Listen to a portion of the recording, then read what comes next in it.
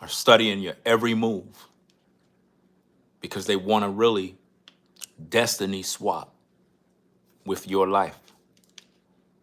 They're studying you because they don't know how to function in this world. They're secretly competing with you. In order for them to win, they study you, how you talk, how you walk, the things you do. If we were to use social media as an example, they watch your videos. They look at your mannerism, how you talk, talking points, the things you say, the topics you speak on, sound effects you use, music you use, type of clothes you wear, type of camera you use, software you use. They study you. They study your every move because they're trying to be you. It's what they do. We're living in the worst time in history, guys, a time where people cannot be trusted. It's better to be alone. It's like the time in which we're in, back in the day, it was a good thing to have a lot of friends. Back in the day, it was good to know a lot of people. Nowadays, it's not good to know nobody. Nowadays, it's better to be alone because the more people you have around you, the more friends you have, the more potential for people to take advantage of you. It seemed like the more friends you got, the more jealous people become. It's like you can't get around it. It's absolutely amazing. It seems as if though the more you try to interact with people, the more they plot to try to steal your energy. You know? They're literally watching your every move, studying you, like they're studying for an exam. You know, when you have a bunch of books and you're studying, you know, it takes a lot of time to read. Enemies literally take books of your life and they study you. They study everything you do because they're trying to mimic you. They're trying to master your life so that they can destiny swap and become you, a new version of you. That's the whole point of destiny swap. It's so that they can take your essence and live vicariously through you. It's like they want what you got. They know you're winning and they're losing. So in order to win, they got to study you. I see this all the times with people. They make videos, they sound like me, try to act like me, try to talk like me, walk like me, and it's embarrassing. It's disgusting. As a man, you're supposed to have your own swag, your own style, your own way of moving. Don't ever try to be like another man. It's embarrassing. Your enemies like to study you because secretly they're in competition with you. They're intimidated by your success. They're intimidated by your style. They just want to be you. A lot of you have those kind of people where one minute you're hanging around people, next minute you're looking at them like, bro, why you trying to dress like me now? What the hell, bro? You buy the same car, the same coat, the same shoes, bro. You can't buy your own, so you gotta look like me, right?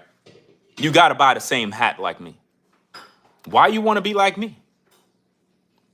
Why? And most of these people don't even like you, but they like your style.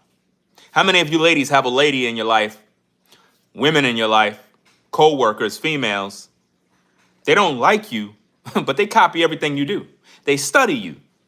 They get the same hairstyle like you, the same color like you, put their makeup like you, same shoes like you, everything like you.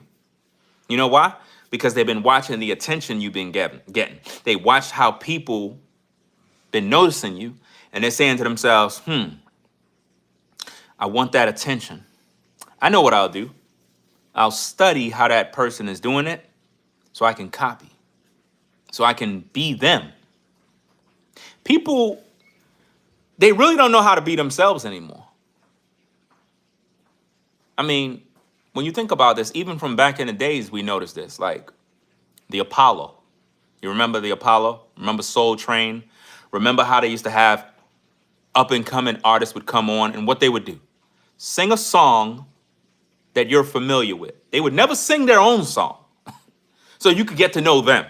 They would sing a song that you're familiar with, a popular song from someone else. Why? Because they don't want to sing their own stuff. They don't want to get booed. So they figure, if I can be someone else, if I can remind you of a great singer and I can sound similar to them, you'll like me. Not realizing that trying to sing like a Whitney Houston, trying to sing like a Michael Jackson, trying to sing like somebody very popular is very dangerous. Because if you don't sound like them, if you make a mistake when you hit that high note, you're going to get booed. And they will never want to hear from you again. You know why? It is disrespectful to try to sing a song from Whitney and you don't hit those notes. So if you fail at it, they're never going to like you. Well, it's the same thing. When you try to study someone to try to be like them, and then you try and you fail, people are going to know. They're going to look at you and they're going to be like, whoa, wait a minute. Why are you trying to sound like Ringo? Why are you trying to look like Ringo, dress like Ringo, act like Ringo? Why? Why don't you get your own style? And, you know, a lot of times I make these videos because I try to make these content creators realize that I can see what you're doing. Like, it's very apparent. Like, get your own stuff, bro. Get your own style. Everybody got their own style. Why you got to copy and study me for? That's not going to help you to grow. You're not me.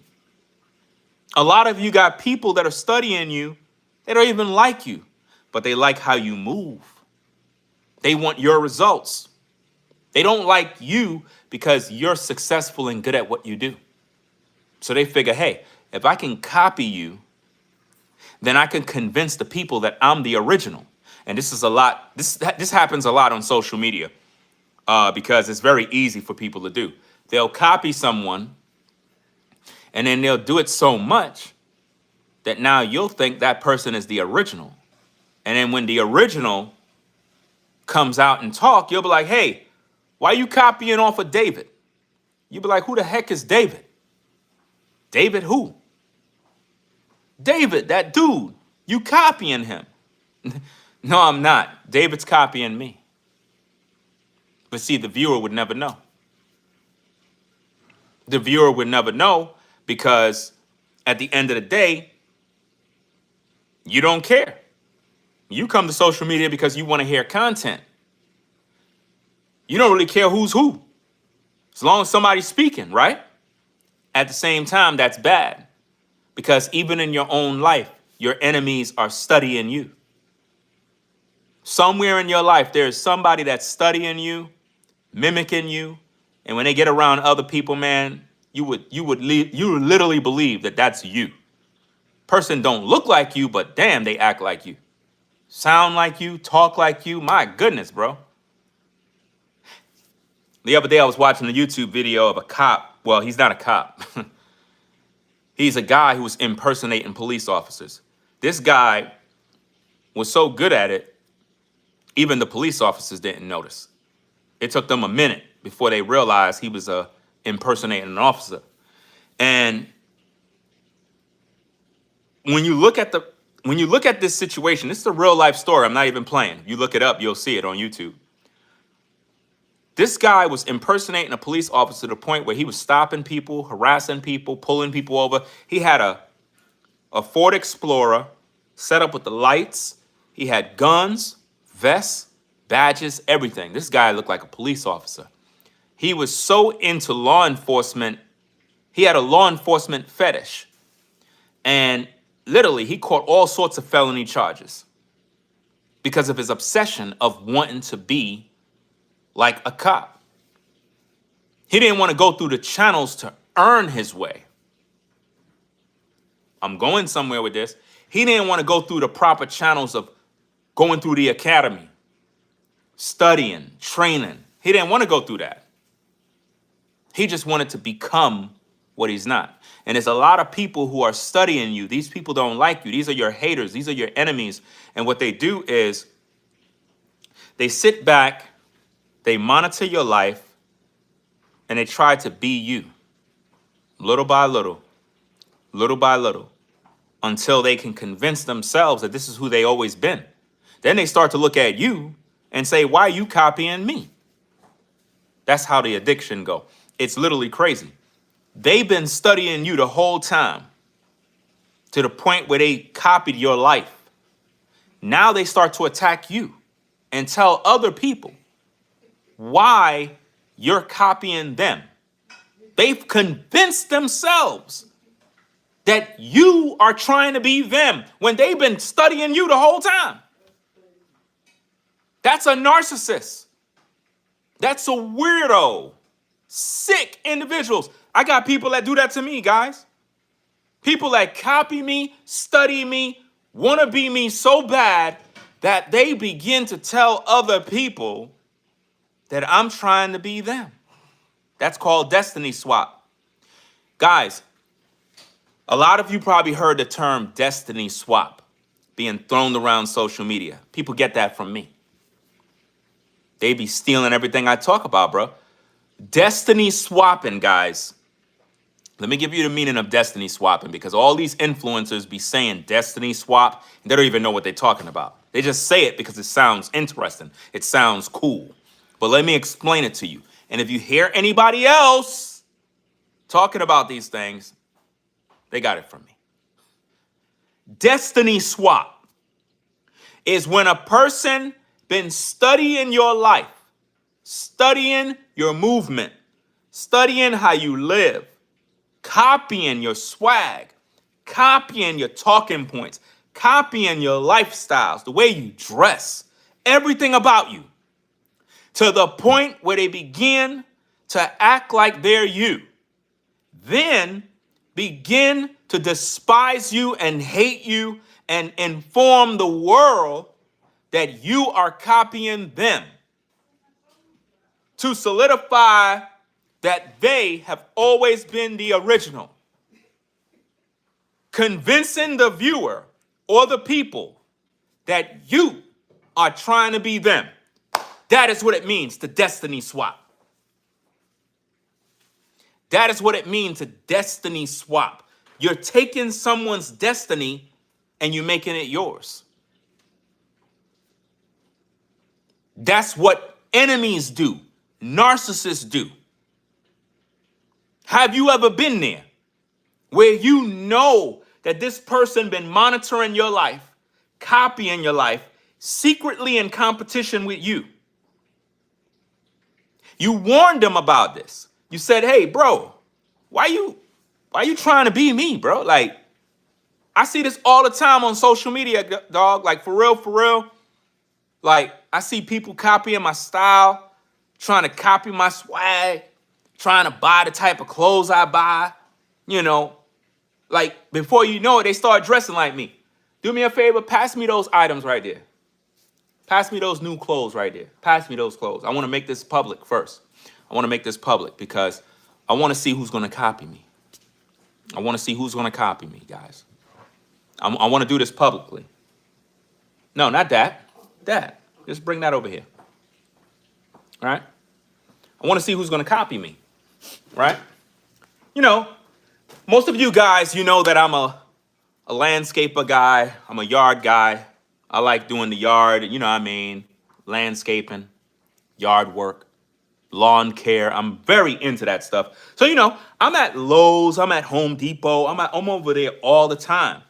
So, you know, I'm walking through the store, I see some gear, and it's typical gear that you would wear when it's cold, you know? So I decided, hey, you know, let me pick up some of this brand. I want to see who's going to copy me. So let me put this here first so I can show it, right? This particular brand, most of you probably seen this. It's in reverse, but you know who this is, right? Here's the logo. I'm pretty sure you heard of this brand, right? Most of the construction guys, you know, they wear this, right? So I got this shirt here, and I got this hat. You know, because this is my swag. You know what I'm saying? So this look cool. Right? So I'm putting this out here, guys. I'm making a point. Because I'm going to start to rock that. Now, I'm a polo guy. Ralph Lauren. I wear Ralph Lauren, Adidas all day, every day. But I like this particular brand here. So I bought this too, gang. I want to show this because I want to see who's going to start to copy me. Right? So now you got this and you got this. Blah! You see how that pop? You see the swag, the style, hat, everything, the swag. It's my style. So I want to see who on YouTube is going to run down the Lowe's and try to get the same hat, the same shirt to try to be like me. I don't see nobody wearing this brand doing videos. No one. So I want to see who's going to be the first. Who's going to go out there and copy? Which one of these YouTubers are going to say, oh, I like that shirt. I like that hat. I'm going to be the first to expose you.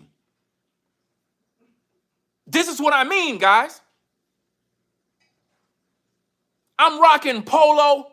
I see YouTubers coming through with the same shirt. I'm like, bro, you weren't doing this before.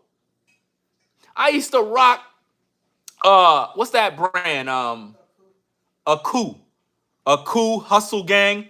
I seen this YouTuber copying everything. I'm like, bro, you never wore this stuff. Now you want to buy it? That's why I stopped wearing it.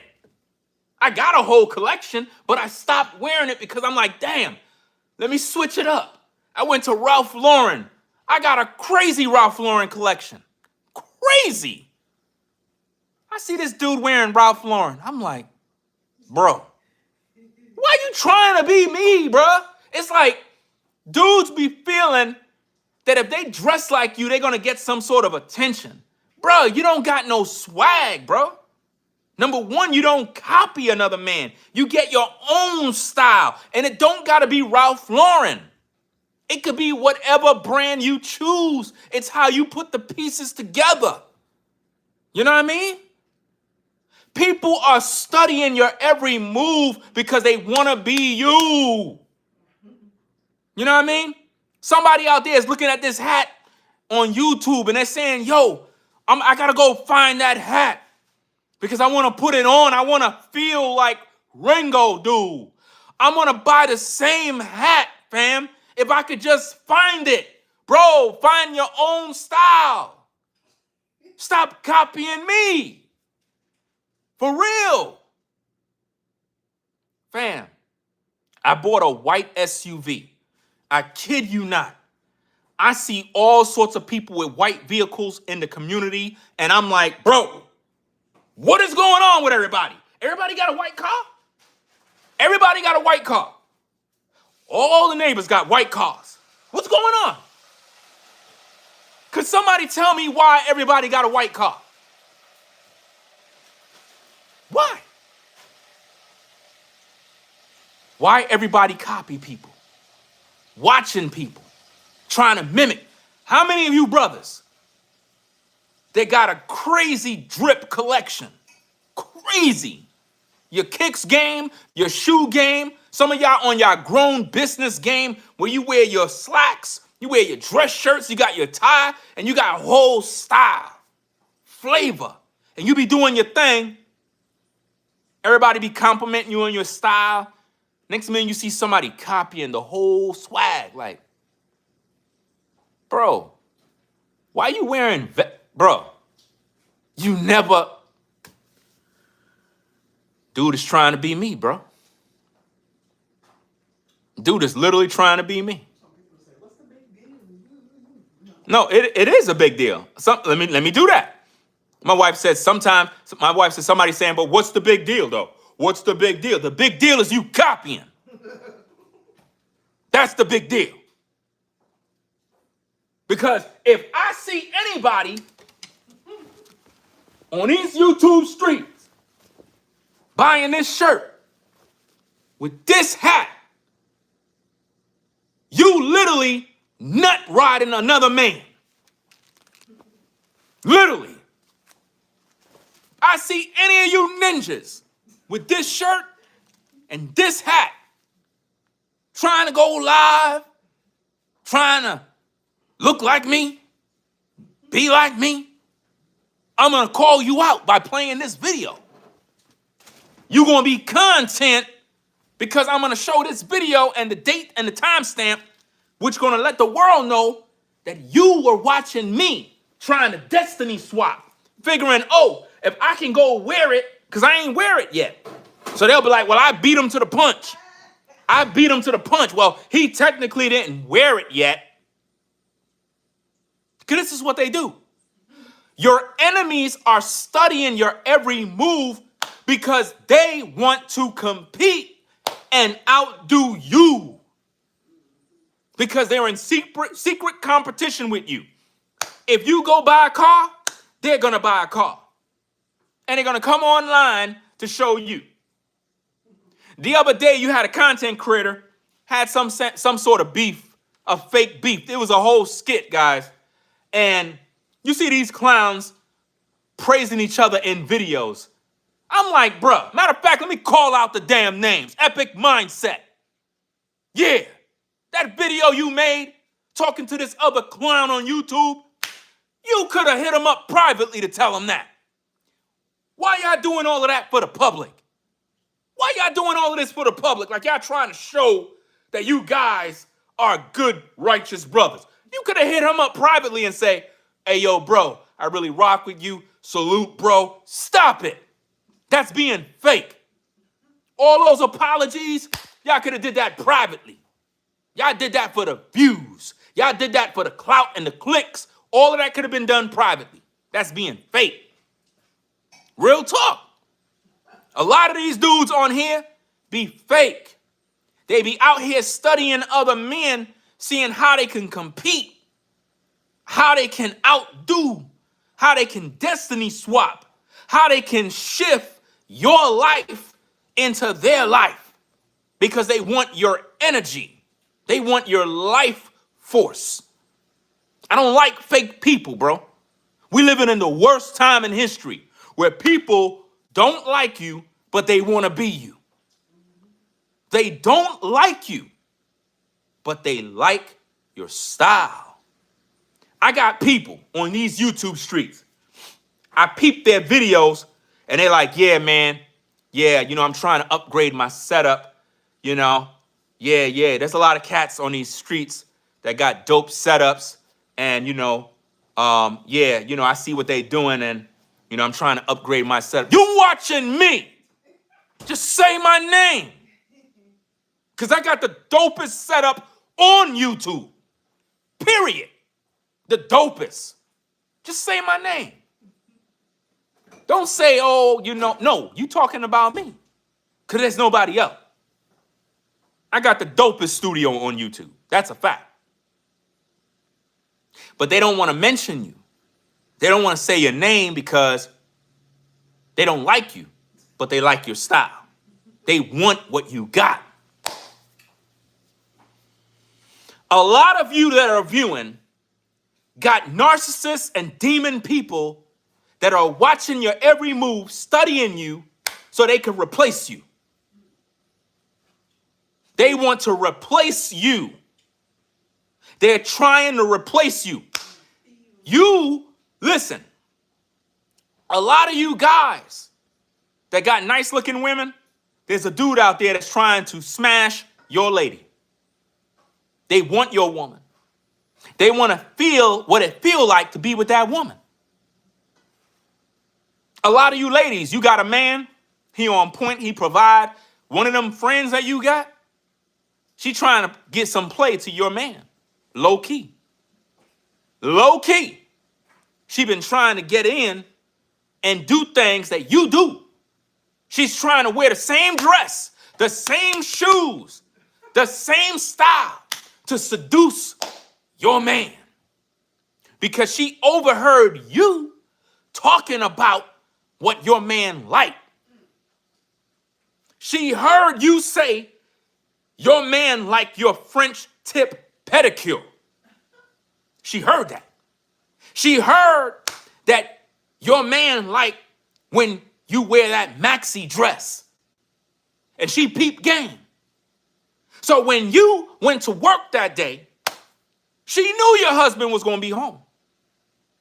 She came there right from the nail salon with the dress, with the pedicure, with the maxi dress. She came there lit with the same perfume that you got. And when she rang that bell, your man opened the door. And when he looked at her, he forgot about you. He forgot about you. He was like, hey, how you doing? How you doing? Oh, is such and such home? Nah, she's not here. She went to work. Okay, cause man, I came all the way down here. I thought she was gonna be here. I gotta take a whole bus to get back. Maybe I could, I'll see her another time. I mean, you can hang out. I mean, you can hang out here. You can hang out here. I mean, she'll be home in about 2 hours, 3 hours. You can hang out here. You sure it's not a problem? Nah, it's cool. My kids, they come home later on, It's cool. Knowing good he wanna fuck. I'm just being honest with you. She looked good. French tip, pedicure toes looking good. Maxi dress with the curves, hair done, smelling good. He told her, you can chill and wait. The whole time she coming in, she's sitting down. He there looking at her. She's like doing her little flirt routine. The whole time she was trying to get with your man. She used all the things you do and was able to get your man. Destiny swap. Your man is blowing her back out in the house while you at work in your house. Your friend throwing it back on your man. He's amazed. He's complimenting her, telling her, wow, you really looking good. I mean, I don't know what you did. Knowing good and well, she's mimicking his woman.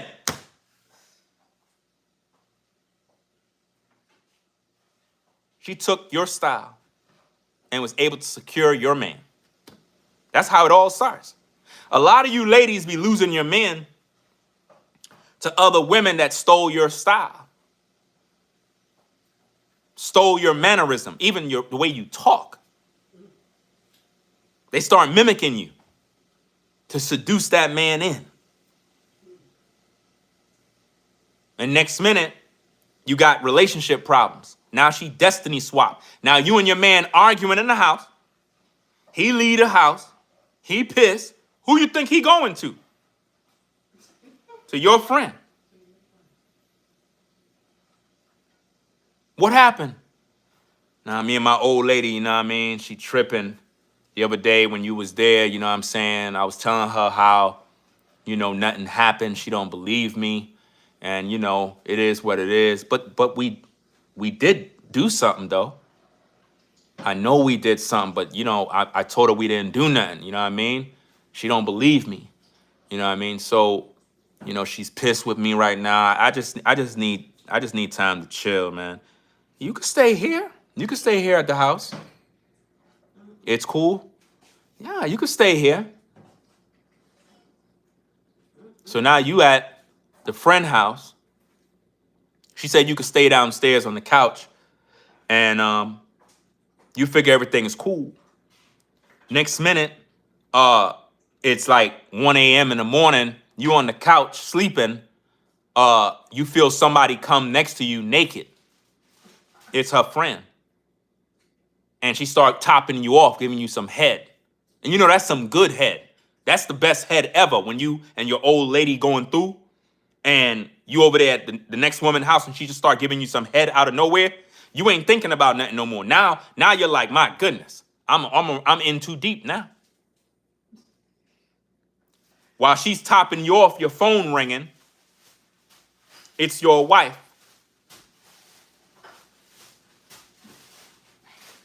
You're like, I ain't even answering that.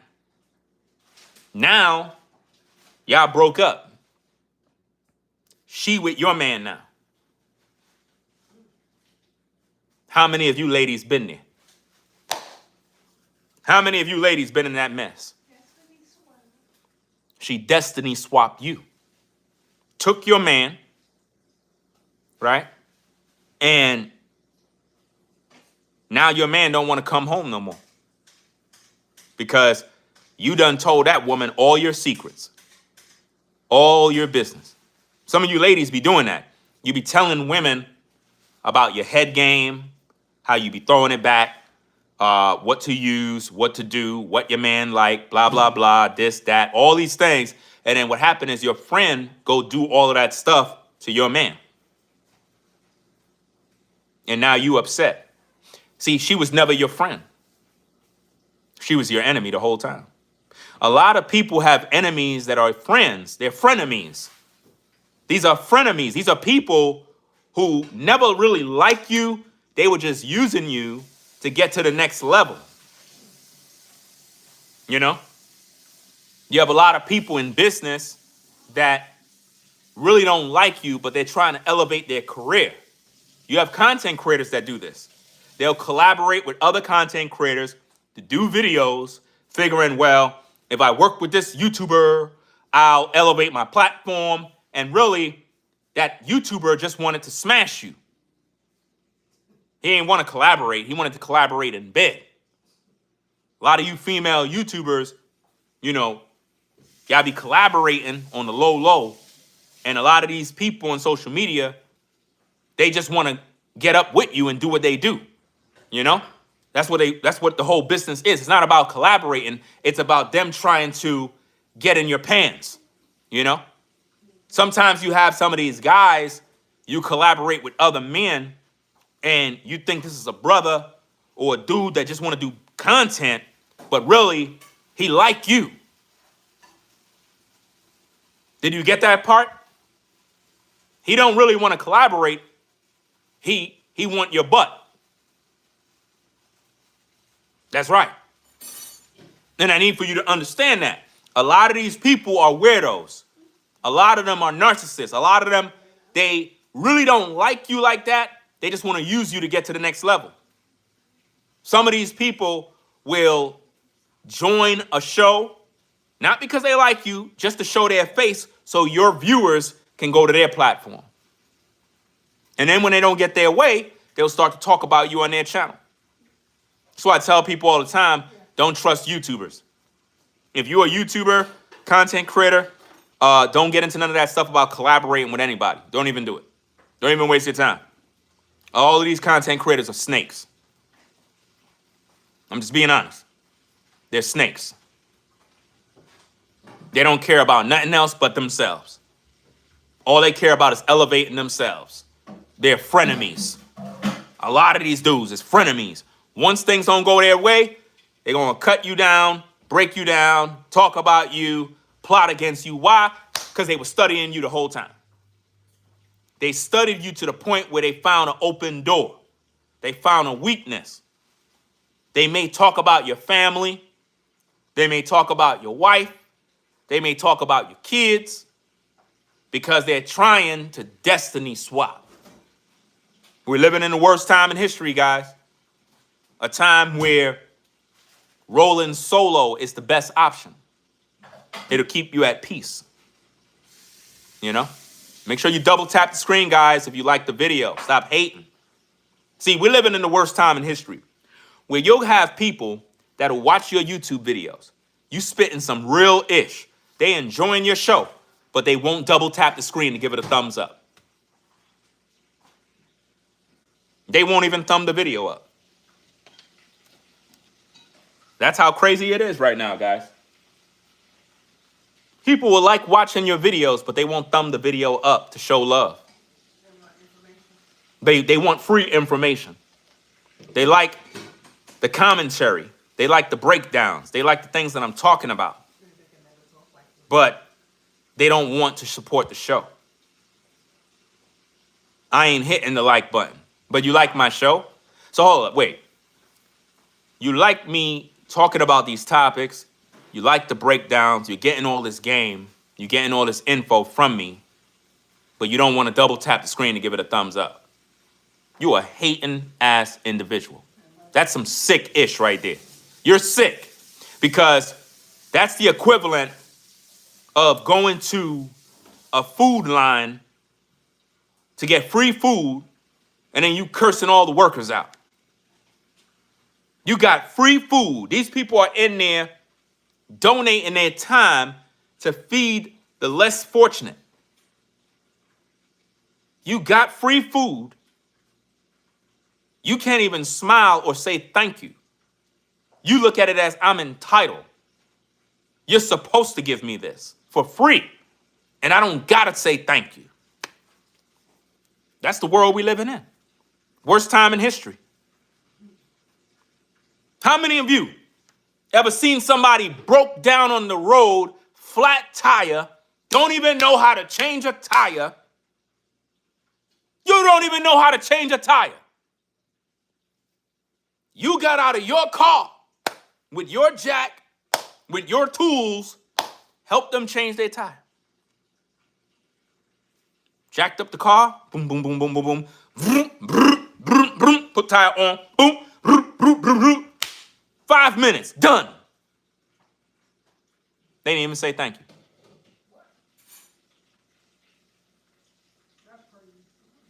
They didn't even say thank you. They just got in their car and drove off. No appreciation. How many of you ever done a favor for someone? They didn't even look out. Come on now. Total stranger. You don't even know this person from nowhere. They didn't even say thank you.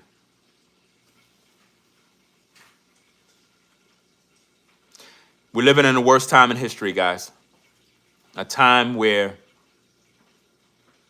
people are studying you so they could outdo you now.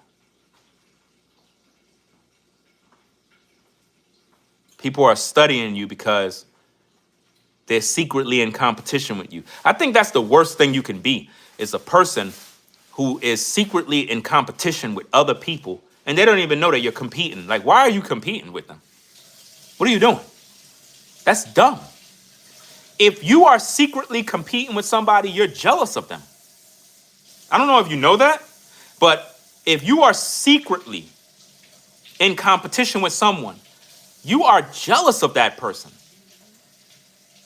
That person is doing something so great that you looked at them as a worthy opponent to compete with because you feel like they got the title. See, if you are competing with them, it means they got the title. If you're competing with them, it means they got the championship.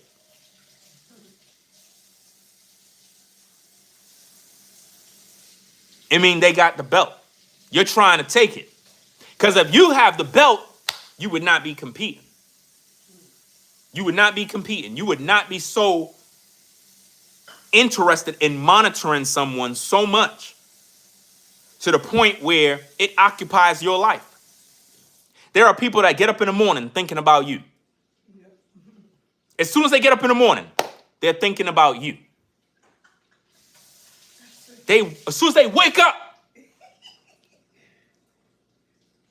they go to your social medias. As soon as they wake up. Let me go to their Instagram, see what their stories are. Let me go to their Facebook. Let me go to their TikTok, their YouTube, their Twitter, X, whatever. Let me go there and see what they're doing. I want to see what they're doing. I want to know what they're doing. What's in their stories? What updates? What are they doing? Where have they been? What new video they post? What are the topics? What are they talking about? I must find out. They're studying you. because secretly they want to be you. Shout out to Christy. Shout out to you for the $10 support. Says absolutely. Love your content. Hey, I appreciate you sponsoring the show. Appreciate those supporting the work. Shout out to Forever Studios for the $20 support. Says talk your talk at Ringo TV Reactions, the realest channel on YouTube. I appreciate that. And shout out to everybody coming in the building. Very, very powerful video, guys. When people are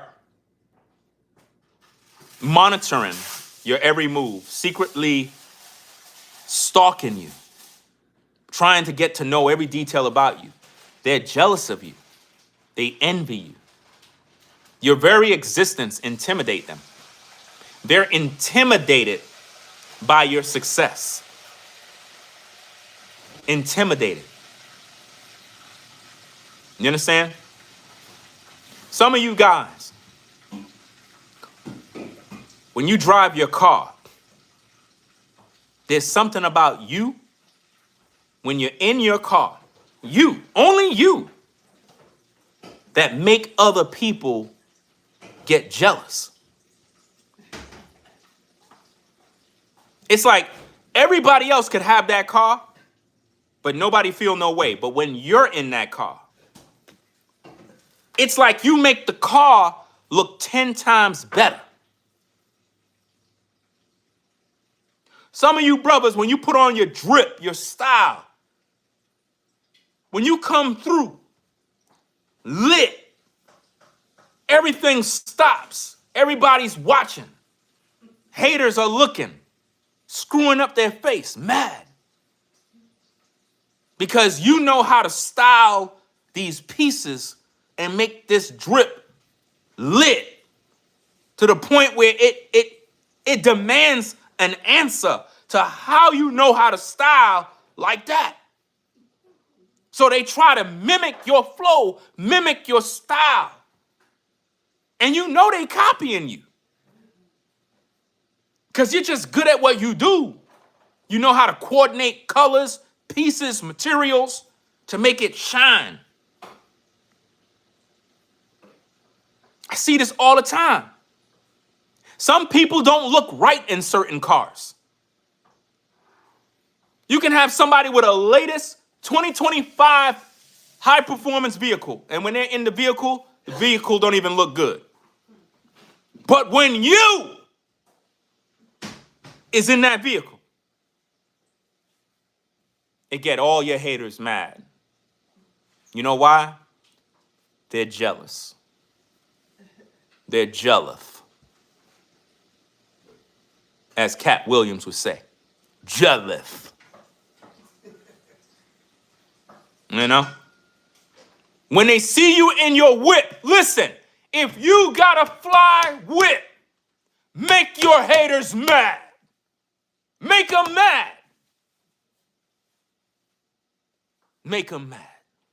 Pull up. Make them mad. Make sure you clean the whip up. Clean it up. Shine it up. And pull up outside and make them mad. When you pull up in the parking lot, don't just park. Drive around. Make them see you.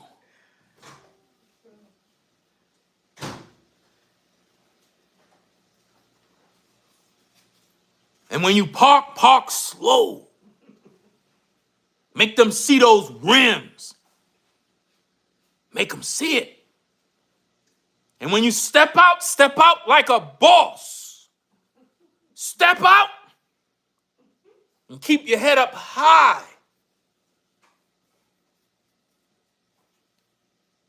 Make them see you. Because they're studying you.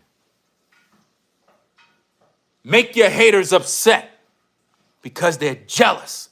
You worked hard for what you got. How dare anybody hate you because you worked hard to achieve what you got in this evil world? So you don't want me to shine. That's what it is. You don't want me to win. Is that what it is? You want to see me die rather than see me fly. That's crazy. You got one life, ladies and gentlemen. One. Make the most of it. Make the most of it. Live. Live your life. Don't be holding back. Some of y'all be intimidated in your success.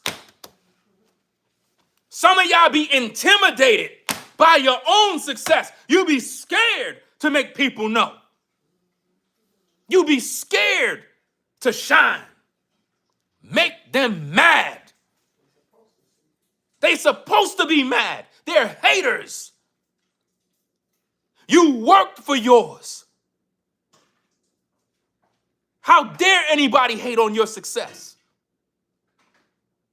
When you come outside, everybody supposed to stop what they're doing just to look at you. When you walk out your house, all your neighbors ought to be by their window, looking through the window, peeping through the blinds, watching you because you're the star. You're blessed. Don't be the type of person that hide your blessings. Don't let the devil make you hide your blessing. No. Don't hide what you got. Even if you got an old model car, doesn't matter. As long as you keep that bad boy clean, it smell good, and you feel good about yourself, you keep your head up high, you be proud of yourself, and you shine. Because no matter how you see it, somebody mad at you. There's somebody that's jealous of you. You don't even have to have the latest and greatest whip. There's somebody that's mad at you because you got a 2017 car of whatever brand and they mad because you keep it clean. They don't understand how you keep that car looking brand new. How? Why? Why are you so into your car? Why? Why? Why every time I see you, you working on the house? Some of you brothers, you always working on your yard. You're always working on your house, and your neighbors are mad. They're mad. How the hell you mad at me for working on my yard? I don't understand how come all damn day he's working on his yard. How come he's making his yard look good? How come? You mad at me for taking care of what's mine? Are you crazy? There are people that are mad at you guys because you make your house look good. You know why they really mad? I'm going to tell you why they mad. Because when you make your yard look good, you make your house look good, it tells them that their yard ain't shit.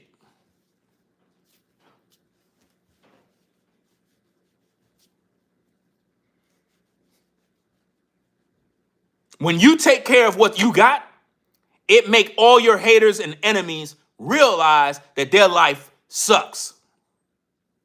You're reminding them that they need to get to work. How you gonna get mad at me for taking care of my house, taking care of my health? Some of you brothers that be in the gym, some of you ladies that hit the gym, you be jogging, running, cycling, doing all of that to stay in shape.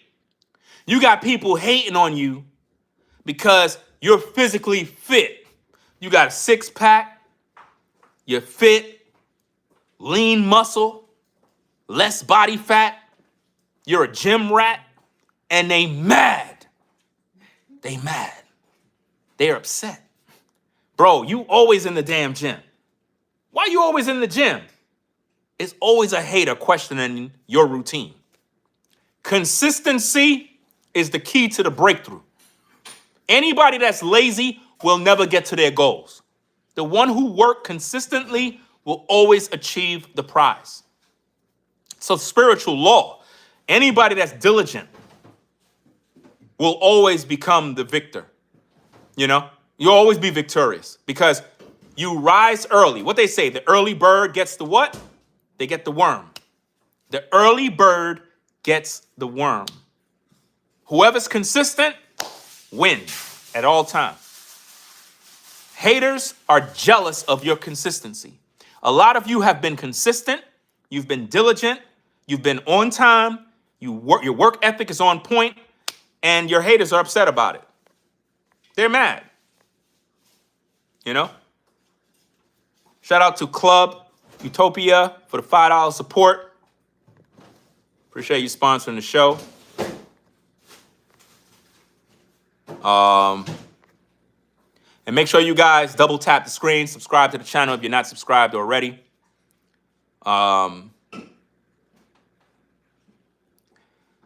You said what? We all need Spanish wives. That's the only way to keep house clean. Fam, your house is supposed to be clean without the wife. What are you talking about? How you gonna come in here and say we all need Spanish wives to keep the house clean? That's disrespectful to the black woman. That's disrespectful. You're out of pocket. Your house is supposed to be clean already as a man. You mean to tell me you need a woman to come clean the house? So your house is dirty. So let me get this straight. So you need a woman to come and clean your house in order for it to be clean. You tripping, dog. And your comment is disrespectful. Because it doesn't matter what woman you get. Whether she's black, white, Spanish, whatever her situation is. For you to say Spanish, there's a lot of dirty Spanish women. There's a lot of dirty Spanish women that don't have a clean house. So I think your comment is out of pocket. Your house should be clean automatically without a woman. If you a dude and your crib is dirty, you're dirty. If you need a woman to come in your house to make sure it's clean, you're dirty. That means what you're basically saying is that men are naturally dirty and we need a woman to help keep the house clean. That's crazy. You know? That don't make no sense. You just expose yourself, bro. Any woman getting with a dude that have a dirty house, she dirty too. Because if you get with him and you come to his crib and the crib is dirty, how you gonna lay up with this dirty ninja with a dusty house? Bathroom dirty, shower, have a ring around it, toilet, pissy all over the seat, everywhere nasty. Nah, a decent woman would not be in that mess. A decent woman would not be around a man like that. But now if you're a lady and you come to a man's crib and you walk in there, it smell good, it's clean, all the rooms nice decoration. You're like, wow, this brother's clean. It says a lot about him, right? But if you walk in there, you see clothes all over, dirty drawers, nasty bathroom, kitchen full of dishes. Nah, this dude is nasty. Why would you even be around a man like that? He's disgusting. Just like you brothers. How would you brothers feel if you went to a woman's house and her house is dirty? You wouldn't even want to be around her. You go to a woman's house and it smell, bro, it's over. It tells you already. Because if her house smell and it's dirty, her body is filthy. Her body is literally of death. She nasty. Because if you're lazy and taking care of your house, we know you don't take care of your body. It's just that simple. A clean house, clean life. You know? I remember back in the day, I was talking to this chick. And, you know, on the outside, she looked good, smelled good, everything looked good. She invited me to the crib. I go up in there. You know, all she wearing is just these underwears. She's topless in the crib. And what's so crazy about this, guy, she's topless and I'm not even focused on her. You wanted me to know why? Whole place smell like piss, dog. No cap. No cap. I lift my hand to the Most High if I'm lying. That place smelled like piss. She had roaches all over the place, bro. I couldn't believe it. I couldn't believe it, guys. Roaches were in her fish tank swimming around. I went into her bedroom and roaches all over the walls, all over the floors. I'm sitting there in shock. I didn't know what to do. She's walking around in just her underwear, bro. topless, slim sister, you know what I mean? So she ain't have much breasts, but my point is, she was literally naked. But I wasn't even thinking about smashing, bro. It wasn't even on my mind. I wasn't even thinking about that, bro. I'm literally looking at how nasty this house is, bro. I was in total shock. I was traumatized because when I see this woman in the street, she's always on point, always looking good. And when I saw how this place looked, I'm like, listen, roaches in the fish tank swimming, diving in the fish tank, jumping in, then climbing back up and jumping back. A damn aquarium of roaches everywhere. She had this big old hole in the corner with roaches coming out. I'm like, and it smelled like piss. I didn't want to just leave because she invited me over there and, you know, she figured whatever. But I'm like, there's no way that I could even focus on her with this place so damn nasty. I guess she probably assumed I was the same way because she didn't even have no shame. She didn't have no shame. So, and at that point, she never been by my house. So she probably assumed maybe I'm just like her. This must be normal. Listen, guys, when I tell you that her place smell like piss, bro. Roaches all over the place. Fam, there is no roaches in this house, bro. None. Do you understand me?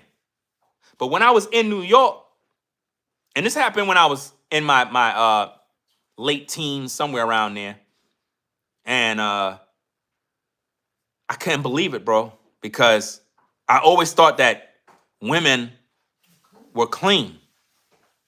I thought that they cared about being clean. I thought that if they knew a guy was coming over, they would at least clean the house.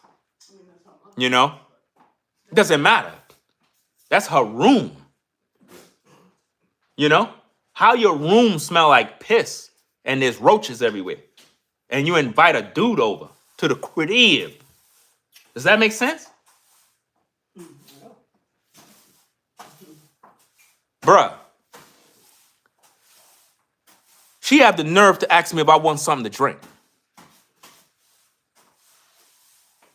What? You care for something to drink? Hell no. I don't want nothing to drink. You got roaches all over this damn house. It smell like piss. Nice looking young lady walking around the house topless in her drawers, underwear, panties, and I'm not even thinking about laying pipe. It's not even on my mind. I wanted to get out. So I figured out what to do, wait there for a little bit, make her feel like I didn't notice anything. I'm like, how she don't know that I could see this and smell this? It smelled pissy. She didn't even budge. So I was like, hey, I gotta run. I gotta go head out. She was like, you gotta go so soon? You just got here. Like, yeah, I gotta go take care of something real fast. You know what I'm saying? And that was the last time I was there. That was the last time. I couldn't do nothing. I couldn't do something. Now, some of you brothers would have tried to smash either way with the roaches and all. Roaches crawling on your back.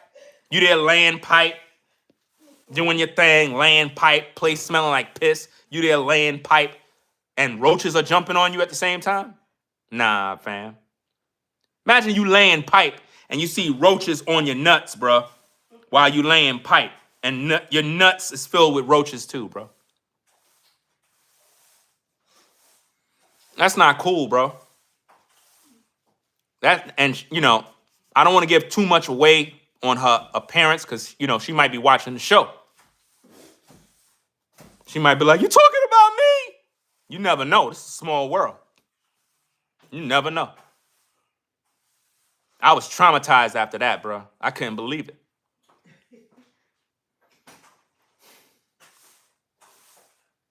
Don't act like y'all never had no bad experiences, bro. Some of you guys had bad experiences. Some of you brothers, your first time eating some box was your worst experience ever. Don't try to act like you holier than thou. See, over here, I keep it a buck. I keep it real. No, I'm originally from New York, Brooklyn. We keep everything real. We keep it a gutter, a buck, straight up.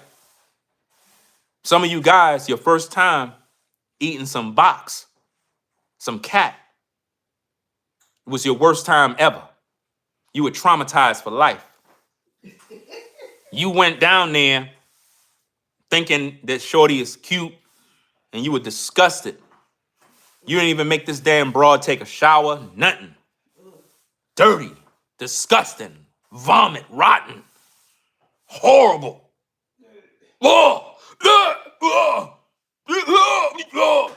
Hogan!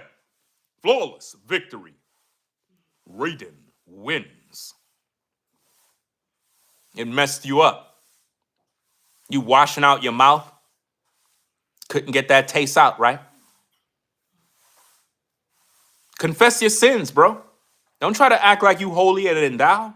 Confess those sins. The Lord knows. The Lord was watching you eat that damn box from the back. You were eating Shorty box from the back. Your whole damn face have back juice on it. Yo. Yo. What? Yo. He was eating that damn thing from the back with her butt juice on his face. Yo. Oh, man. This dude had butt juice on his face, bro. Yo. Yo. Yo. Damn. That's horrible, bro. Because you thought that was the way to do it. You ain't make her clean up. She ain't put on no lotions. She ain't put on none of the Diddy oil, nothing. And you went there and ate that damn thing from the back, bruh. You tried washing your face off.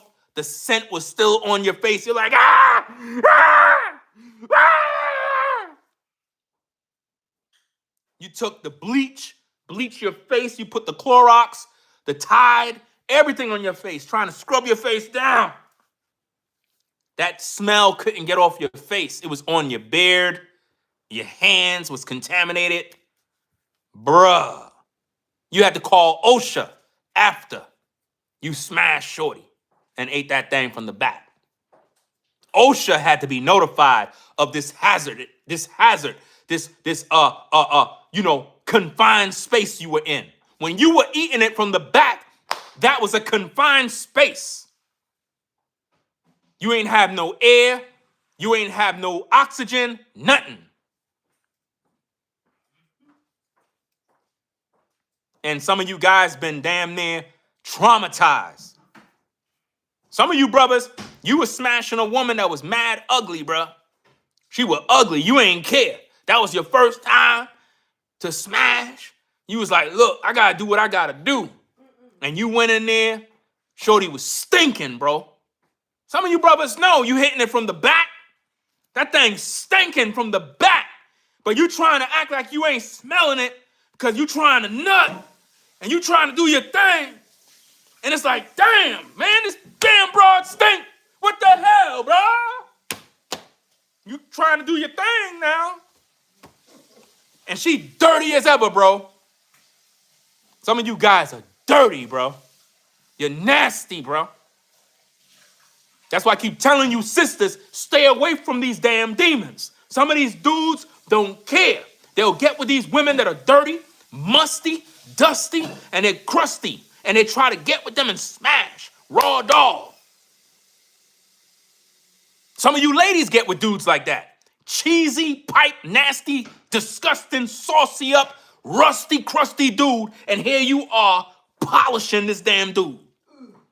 This dude didn't even shower. Didn't even groom himself. Dude is dirty. A dirty, rotten scoundrel. And here you are polishing this dude. Man, damn shame. It's a damn shame what goes on in this world, bro. That's why you got to watch out with the dating game, bro, because you don't know what you getting. You don't know what you getting. Everybody got history. Everybody got a story. You know? Some of these ladies don't want to tell you guys the truth. You know? They don't want to tell you guys the truth. Some of you brothers done did some nasty stuff, bro. So don't look at me like something wrong with me. Okay. Let me see. What a rant, I'll tell you what. Especially with makeup. Nah, because on some real ish, bro. When I was younger, bro, I always thought that it's impossible for a woman to be dirty. I never thought that women could be dirty, bro. I thought that was like a sin. And then I learned that, nah, bro, they have some dirty women, bro. They don't take no showers. They don't change. They don't do nothing. They don't care. They don't care about nothing. They be funky and dirty all the time. And these thirsty ninjas be out here ready to eat box from the back. Raw. With the sweat. She's sitting at the cubicle at her job with them dirty underwears that she had on for 4 days. 4 days. In them crusty, rusty underwear, sitting in her cubicle on that chair with all that heat under there. Dirty. She went to the damn bathroom, did a number 2, didn't use no care package to properly clean herself. She just wiped herself with some damn tissue. If you a woman at the sound of my voice, I said if you're a woman at the sound of my voice, if you're a woman at the sound of my voice, and you go to the bathroom and do a number 2, and you just use toilet tissue, you a nasty woman. You are nasty.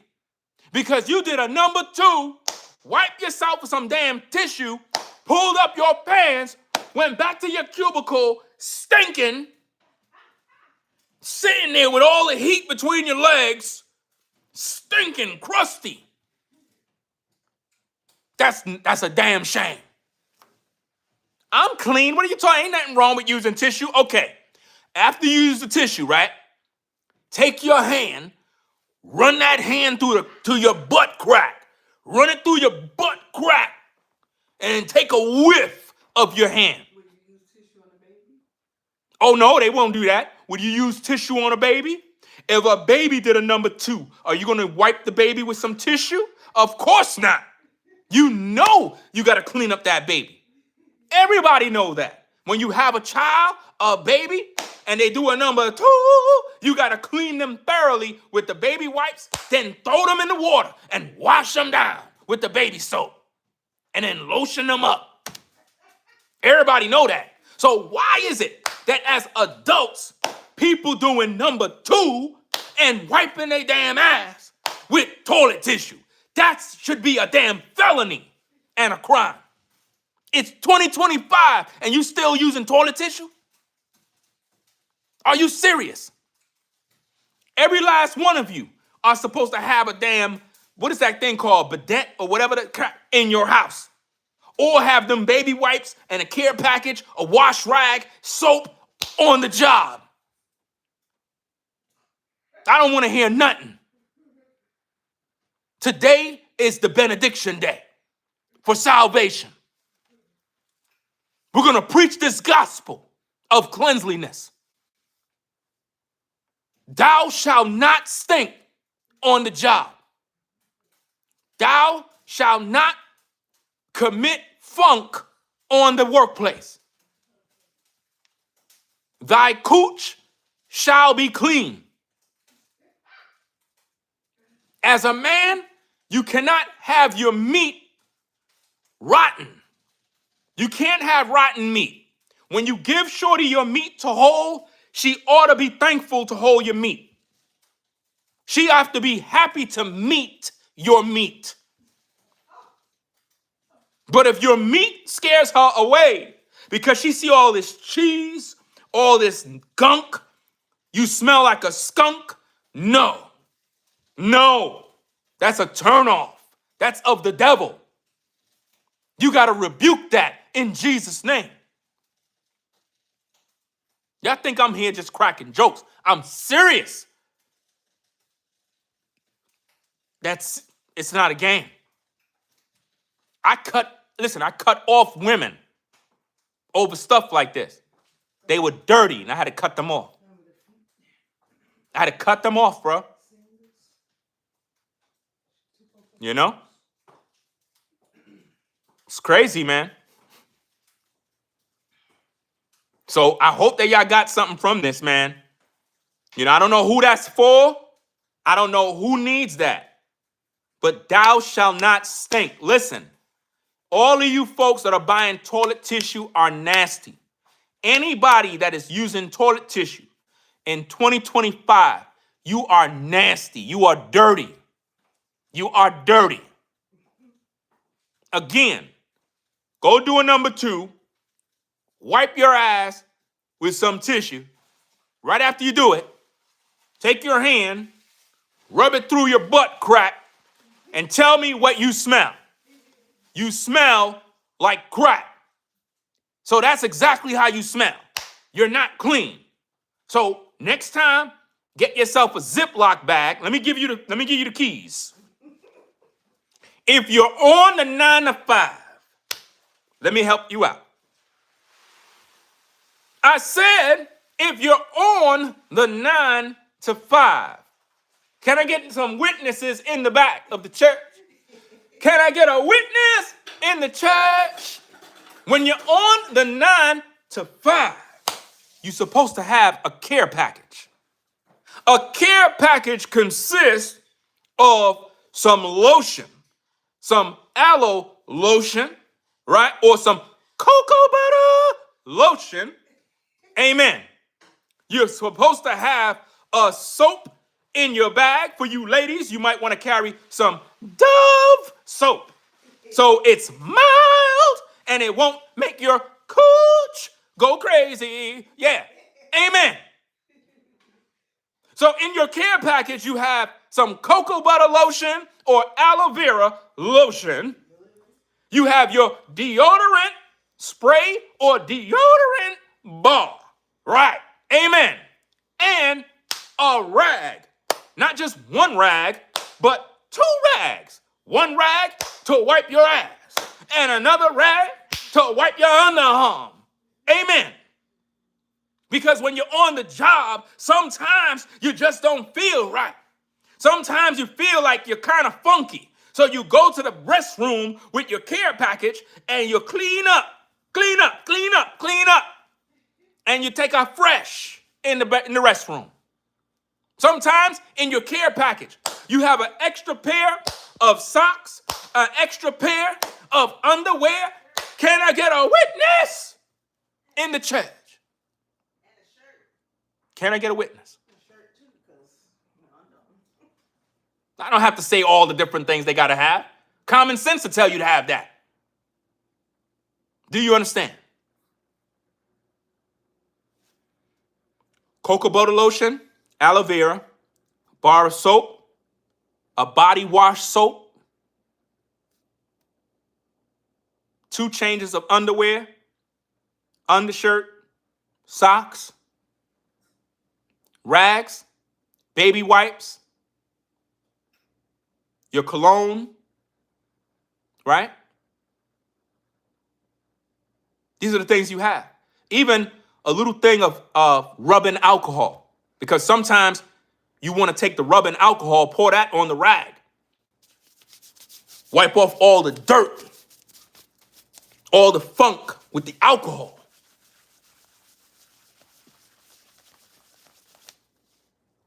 Then use your wash soap.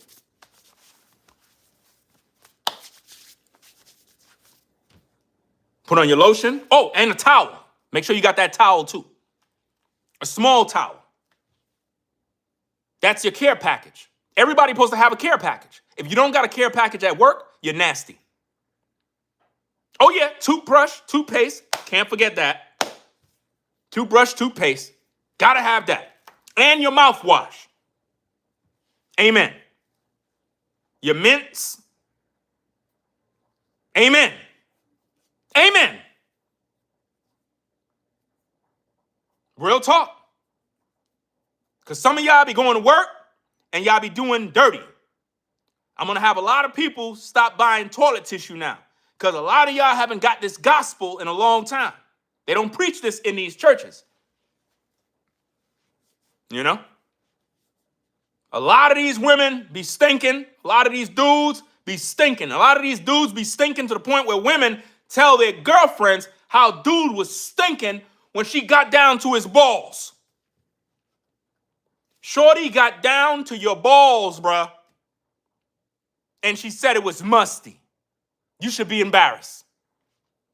When that woman go down to your balls gotta be like gold. It gotta be pleasant, not musty and crusty. Can't have sour balls, bro. Can't do that. Some of you dudes be coming right off of work, dirty and stink, and go to your shorty dusty and dirty. Bro, stop. What are you doing?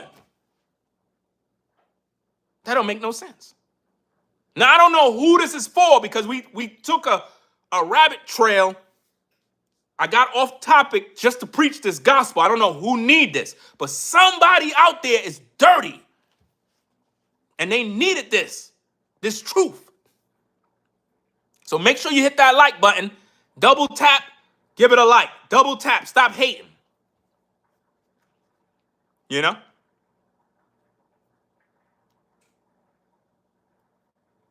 So you watching from South Africa? That's what's up.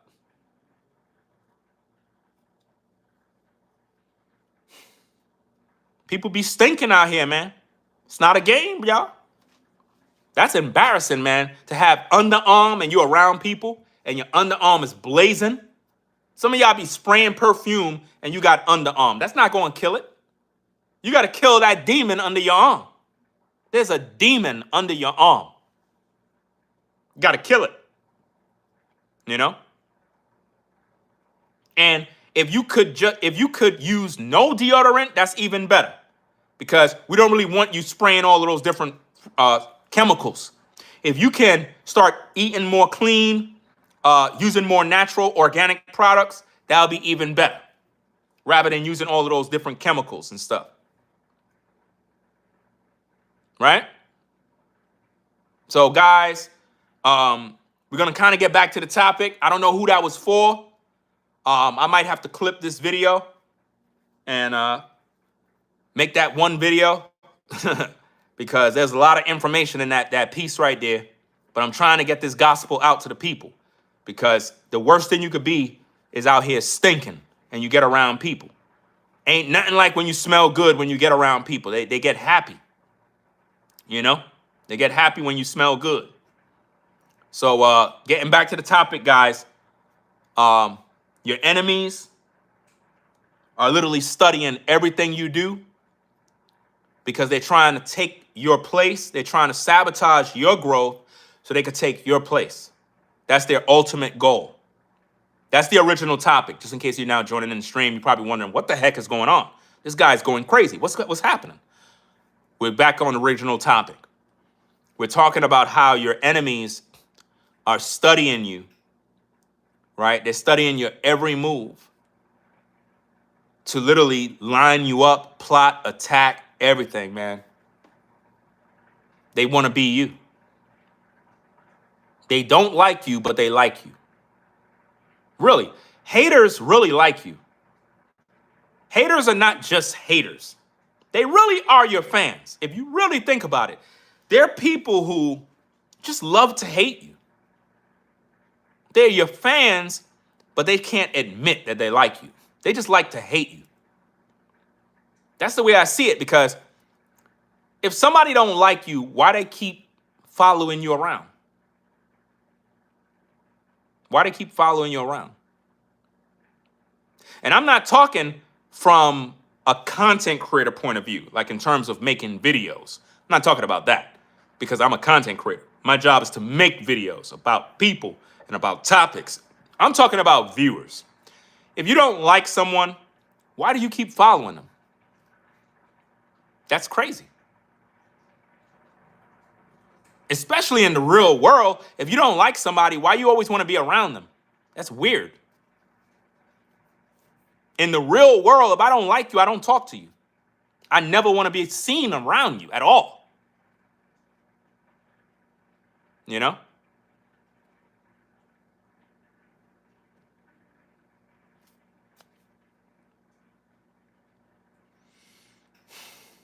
You said should have the cleanest home contest.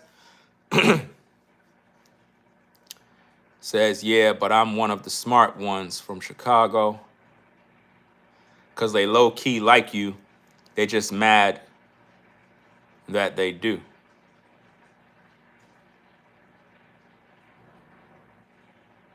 You said facts. My room is a mess. There's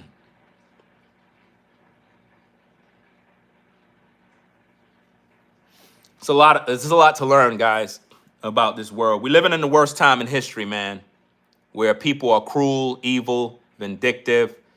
They don't want to see you grow. I noticed that, fam. Like, we're literally in a time where people are just not happy for you if they see you winning. There used to be a time where when you win, your people would congratulate you. They'll be happy for you, really happy for you. They'll literally come up to you and be like, hey, man, I'm really proud of you. They don't do that no more. It's like when they see you make it, or at least try to make it, they try to stop you from making it. That's sick. That's crazy, man. You know?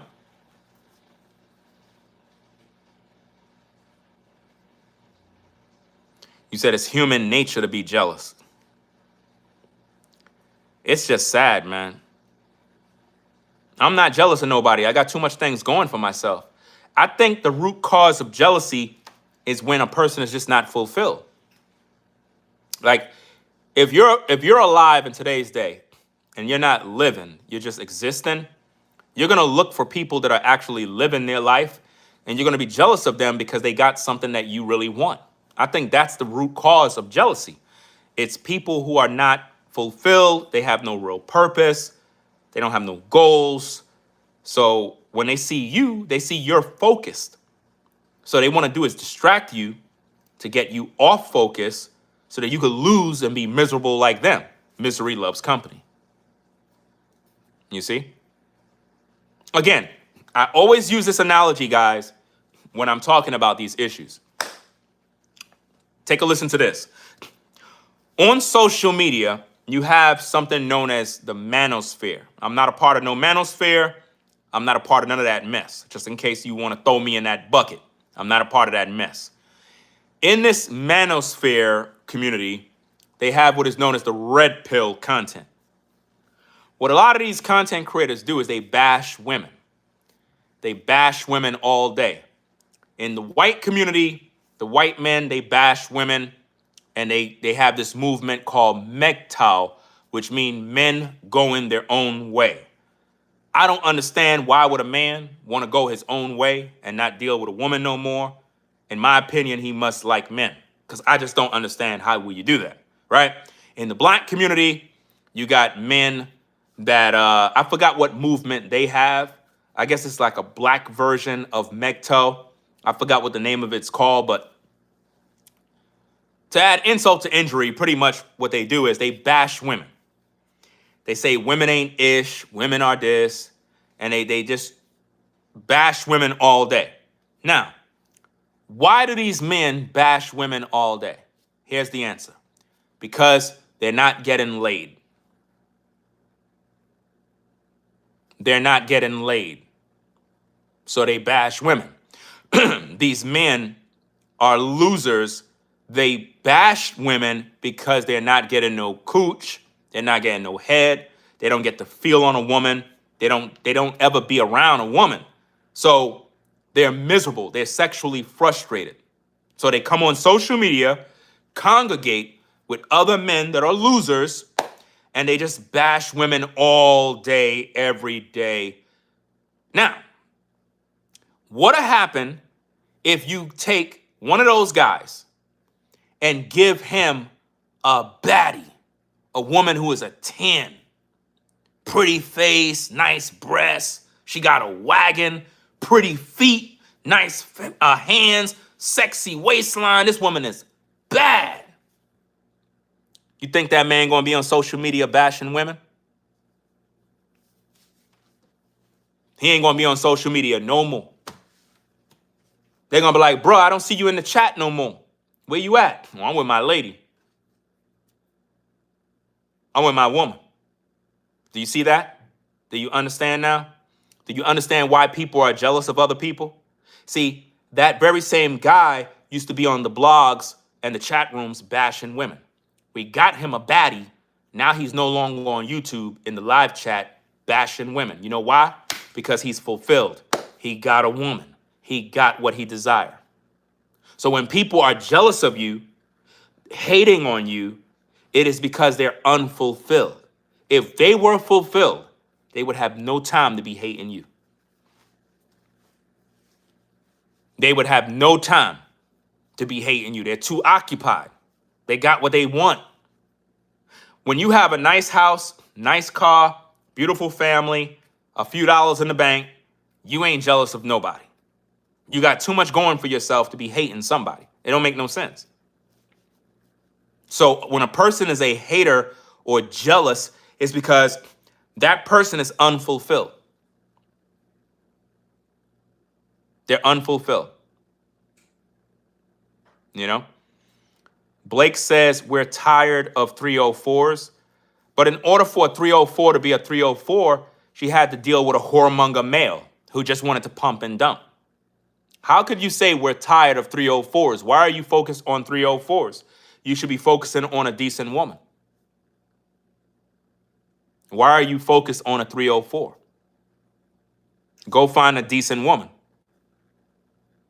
See, the truth is, if you had a decent woman, you wouldn't be focused on saying you're tired of 304s. See how I got you? If you had a baddie in your life giving you some head right now, you wouldn't even be on YouTube.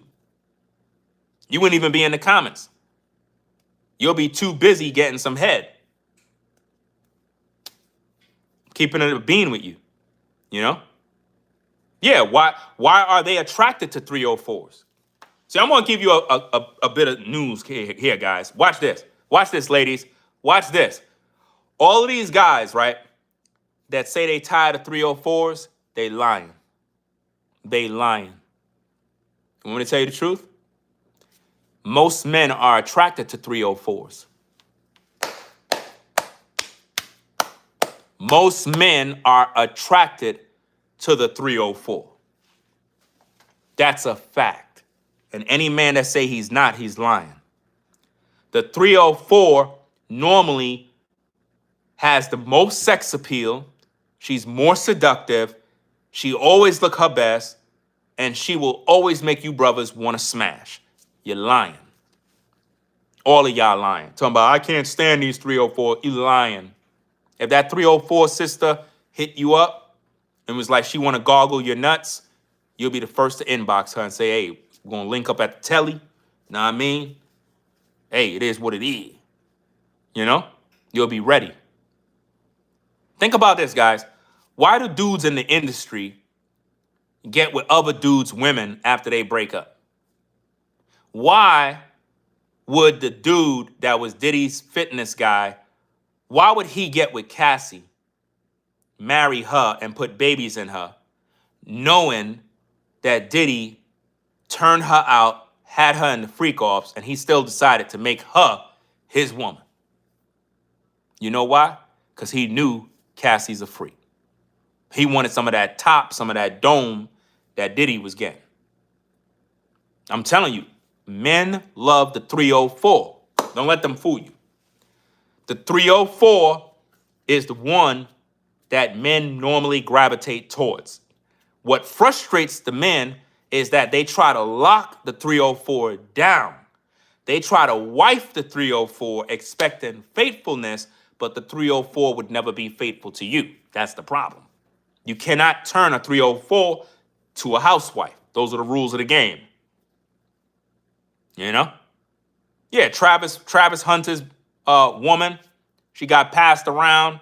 Yeah, I saw the music video that the dude made. He was laying pipe on her back. He decided he wanted to marry her. It is what it is, man. You know, you have Kardashian.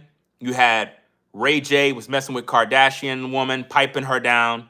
Next minute, you see Ye with the Kardashian woman putting babies in her. Like, come on, bro. You guys be tripping, bro. You know? All the guys love the 304s. So ladies, don't be confused. Men love 304s. The reason why they say they can't stand them or they always trying to throw dirt is because in most cases they can't get them. Because the 304 is selling cooch. She's selling cooch at a higher price. She's selling herself. So in order for you to get with her, you got to have some bread. You got to, hit her Cash App. You got to do something, you know? You got to be some type of dude that she feel worthy to get some play to.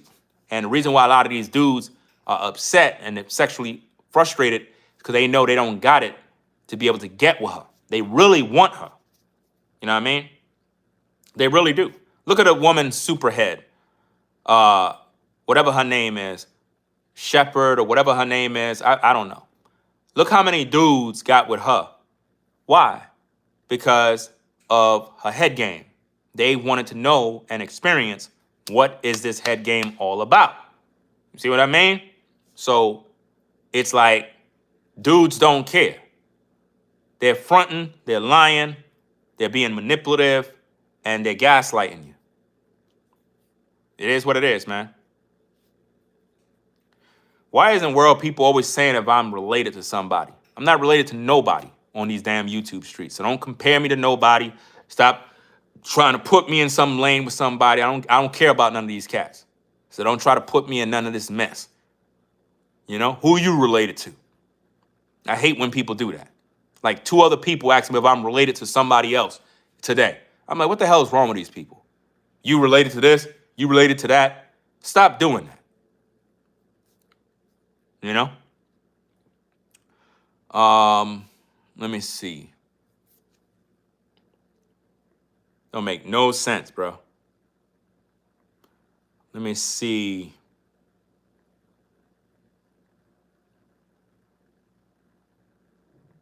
You said she wrote everybody's name down in her book.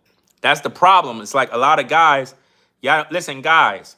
When you get with 304s, understand that they got a file on you.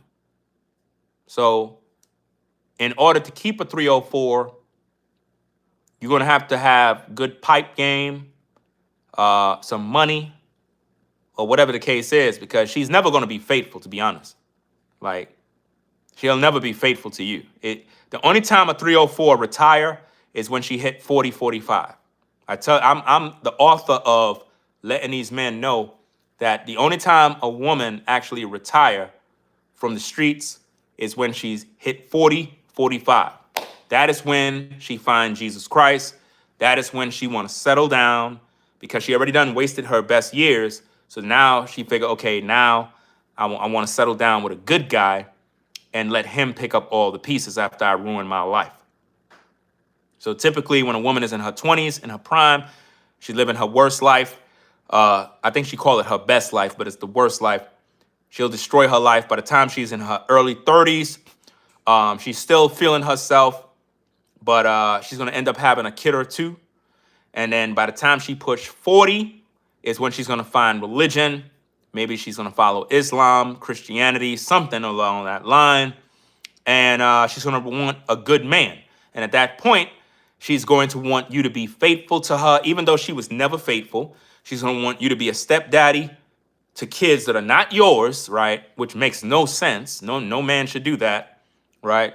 The whole world is backwards. We're literally living in the worst time in history. You know? I'm not no damn Tommy Sotomayor, so please stop comparing me to these dudes, right?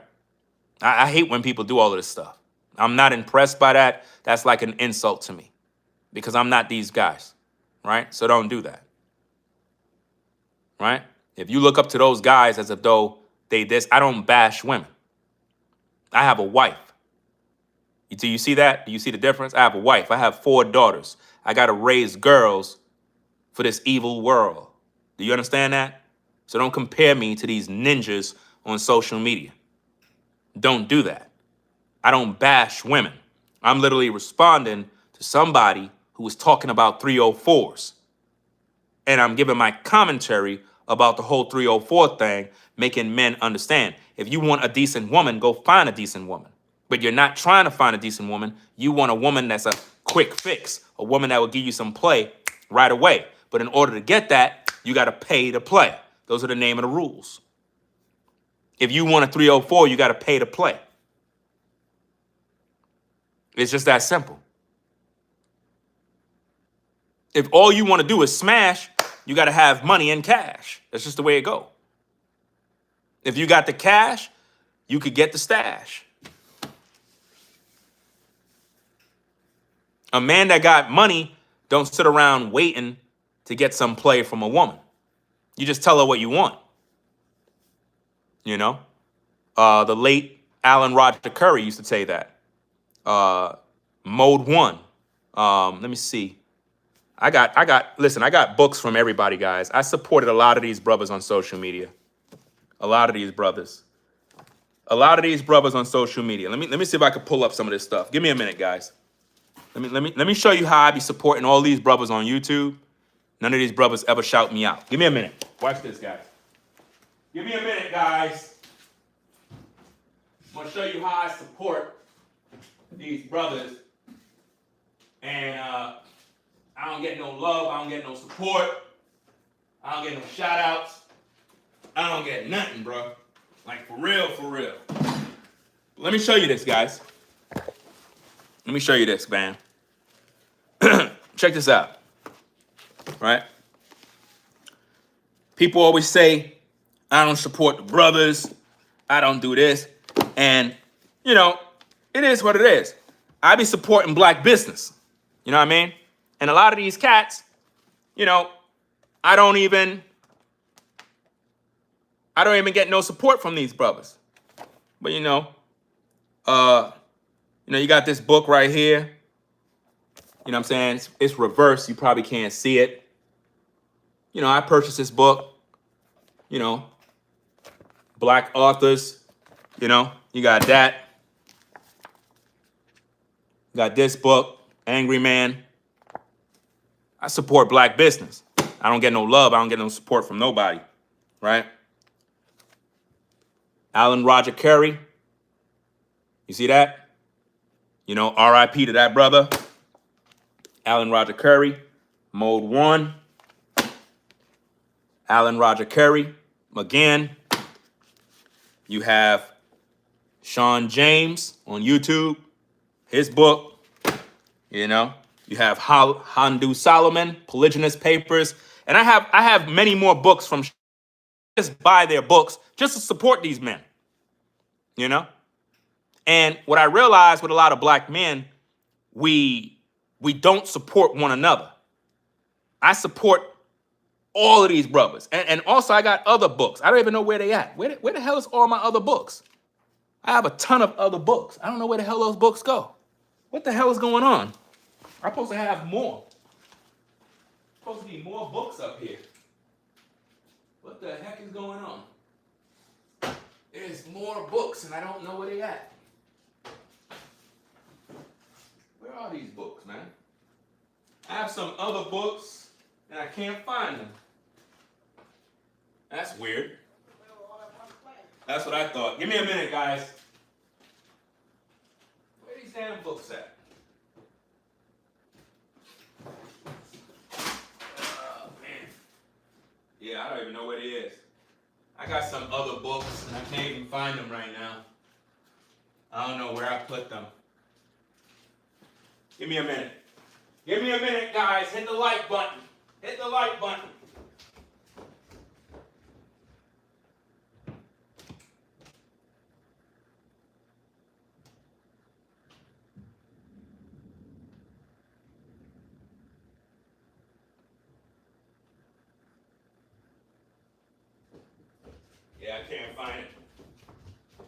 I can't find it.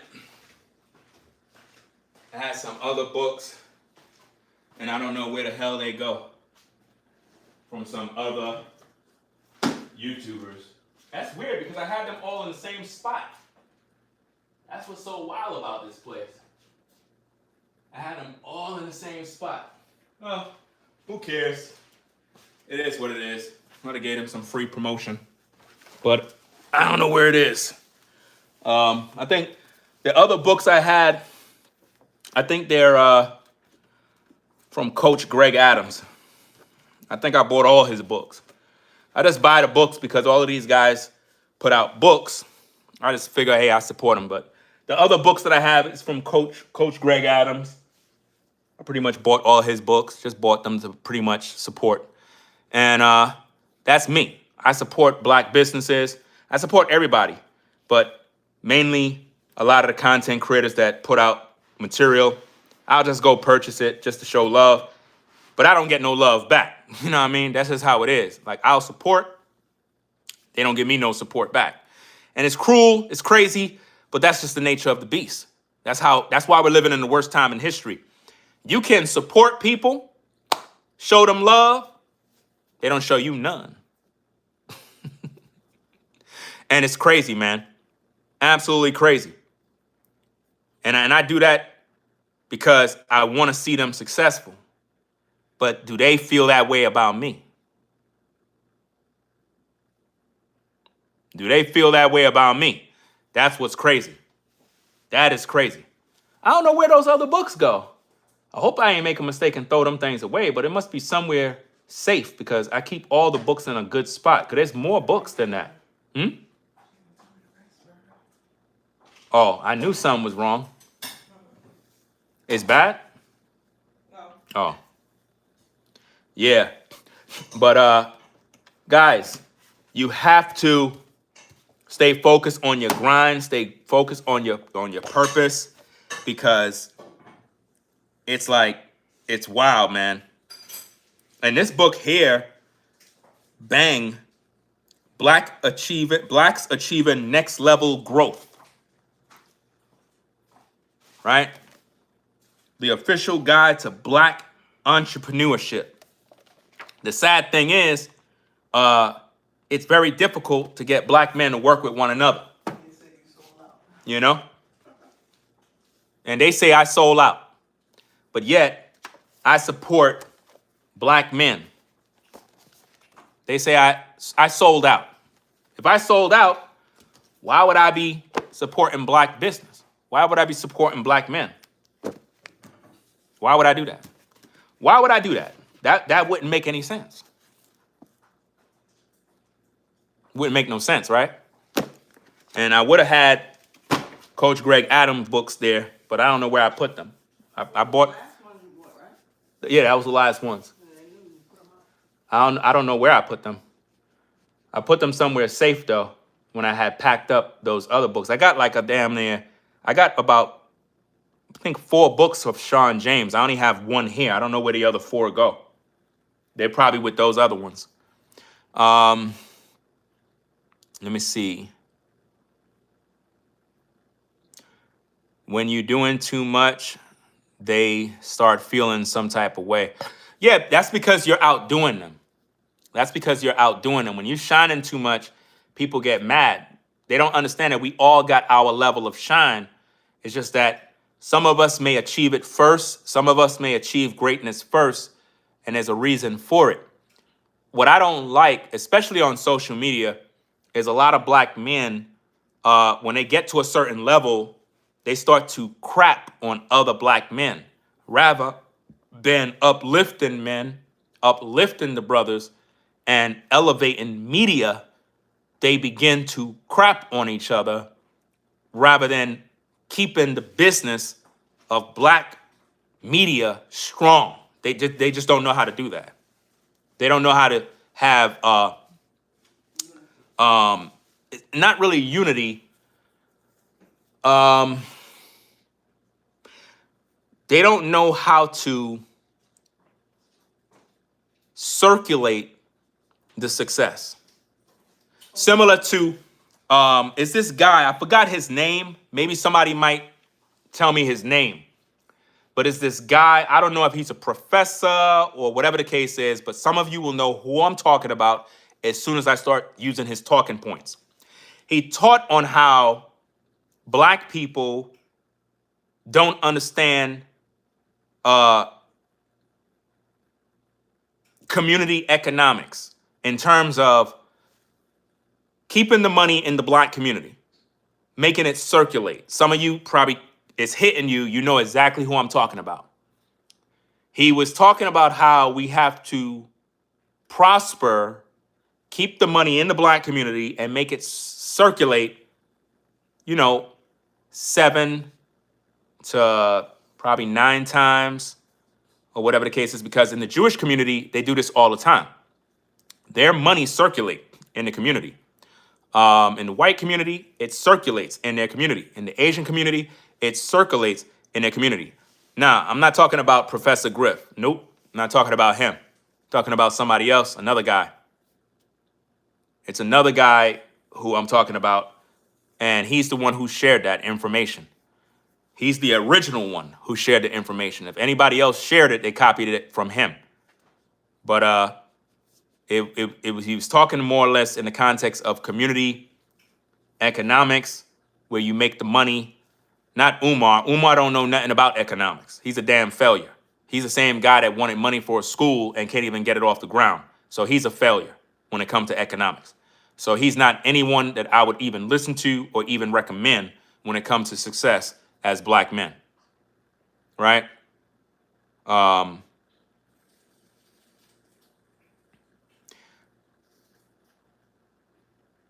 me see. Someone said, Thomas. Where's my laptop, man? Pass my laptop up there. You have to plug it out.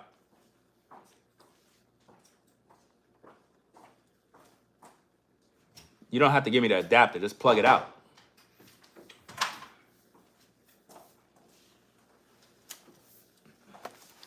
Okay, let me see. Let me look it up. Let me look it up, guys. Give me a minute. It's not Umar. Umar's a joke.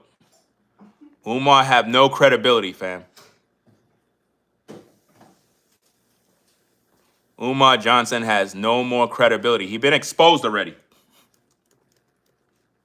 Umar been exposed as a fraud who been stealing the people's money.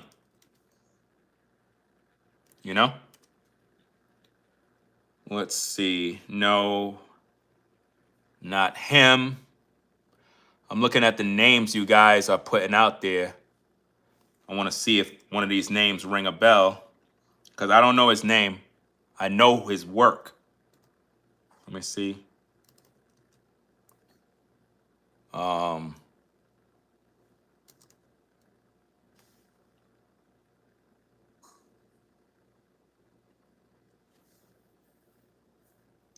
da, da, da.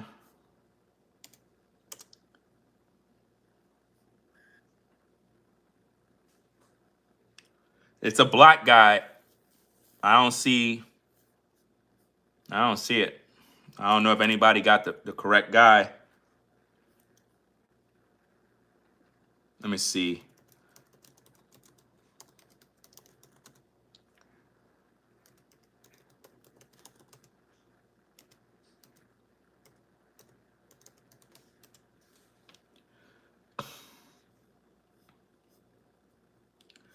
What is this guy's name, man?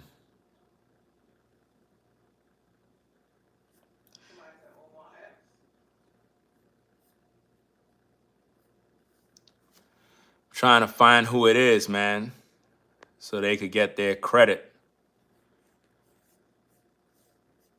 Did y'all listen to what I just said? Because y'all naming all these different names. That just proved that nobody's really listening. Nobody's really listening, man. The guy he appears to be some sort of professor, some sort of teacher, somebody that's into black empowerment, black studies, and he was talking about in a video, and he was talking about how in the Jewish community, they make the money circulate 7 to 14 times. In the Asian community, it flips this amount of time. If you've seen the video, that's the guy I'm talking about. Wasn't no damn Dr. Sebi, right? If he's on Instagram, I would know who he is.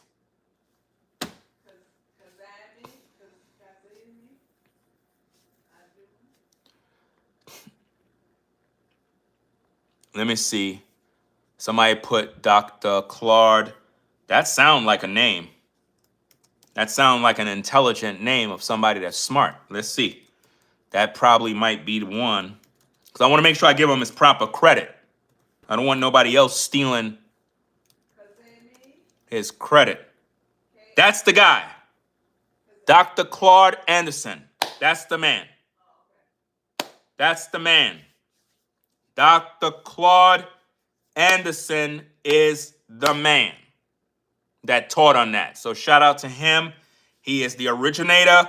He is the one who taught on that community economics with blacks, and why we remain at the bottom is because we take our money and we give it to the other nations right away. As soon as you get your paycheck, you give it to the white man, you give it to the Asian man, you give it to the East Indian, you give it to the Arab man. The Arab man take your money and keep it in his community. Whereas our community suffers because we get our money and we give it away to other communities. We don't keep it circulating. So rather than you support black business, you go ahead and you give it to the white man. Nothing wrong with shopping with the white man. There's nothing wrong with shopping with the Asian man. The point is, as black folk, we should be making the money circulate in the black community. In other words, you're supposed to be supporting black business, whether it's black content creators, black clothing designers, black restaurants. Let it circulate. Let your money circulate. We don't practice that. He was the one that taught on that. So, yeah, Dr. Claude Anderson. You can find that video somewhere on YouTube. He was talking about it. I might find the video and do a reaction to it, just so that we can probably educate the community. Because, huh? Oh, yeah. My bad. Shout out to Black Truth. Black Truth pretty much put the name in the chat. So shout out to you. See, this is what happens when you have a good wife. She just told me to shout you out. My bad. But yeah, shout out to Black Truth. He said Dr. Claude Anderson. So he's the one who pretty much put it out there, right? So it's called Powernomics. Read the book Powernomics. Let me look it up. Probably got to get me another book. Let me see. Is that his book? Is that by Dr. Claude Anderson? Let me go to Amazon, check it out.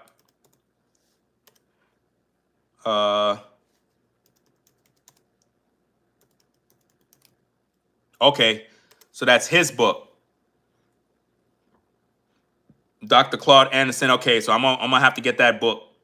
That'll be the next book I buy. All right, Powernomics. The National Plan to Empower Black America. Okay.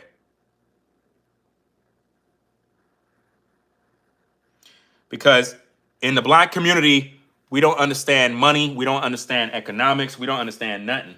And we stay broke because we don't know how to make our money work for us. We tend to try to save money. And saving money is not going to help you make money. You got to spend money to make money. You got to put money in something so money can grow and make your money do something for you. If you keep your money sitting in a bank somewhere and you just saving it, you're not spending it, you're going to stay broke. You're going to grow broke because the money is not working. You got to take risk. You got to do something with this money.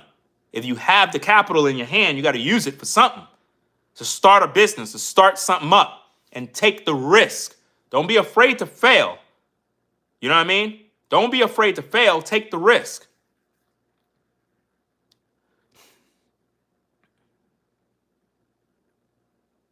You know?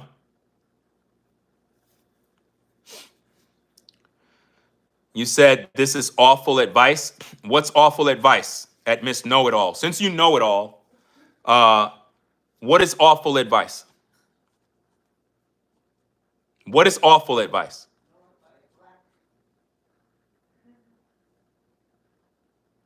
Stop wasting money on rims and clothes and save it.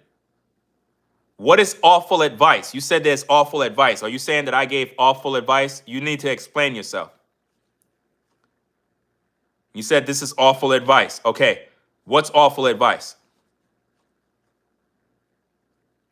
Because if you want to save money, saving money is going to keep you broke. Anybody that's trying to save money don't got money because you're trying to save it. So you're broke. Rich people don't try to save money. They just keep making money. Rich people don't save money. They make money. I don't think you understand that. A rich person is not sitting around trying to save money. They just keep making money and it's stacking and stacking and stacking. They're not even trying to save it. They're constantly investing and starting businesses and doing this and doing that and loaning money to other people to start businesses and recouping more money, and it just keep growing. You know? Notice the person still can't answer my question. You said telling people to take risk with money is bad advice. I know you're broke. I know you're broke. I know. You're broke. You're broke. A person who's a go-getter take risk. Everything in life is about taking risk. If you're afraid to take risk, you're a failure. You're a failure. You'll never be successful. I would never want to work with someone like you. A person that don't want to take risk? How could you win? You're afraid of success. Your fear is failing. That's why you'll never be able to grow. That's why the black community stay at the bottom, because they think like you. You have a poor mentality, a victim, a scarcity mentality that if you use your money for something, you're going to lose it forever. You're thinking poor. You're not thinking like a rich person. White people don't save. White people invest in property. White people live within their means, and they got you thinking they rich when they not. There's a lot of white people that are literally living within their means. They don't shop till they drop. They don't wear designer clothes. They might live in a nice community. They might live in a nice house, but they don't got money like you think. You think they got all this money because they convince you that because of the community they live in, that they must have money. No, they live within their means. You know? They understand economics. They understand how to get that house, whereas you try to get the house, you struggling. You struggling. You going through different avenues to get that house, whereas they went through some sort of program. They got this grant. They got this loan. They got this. They got that.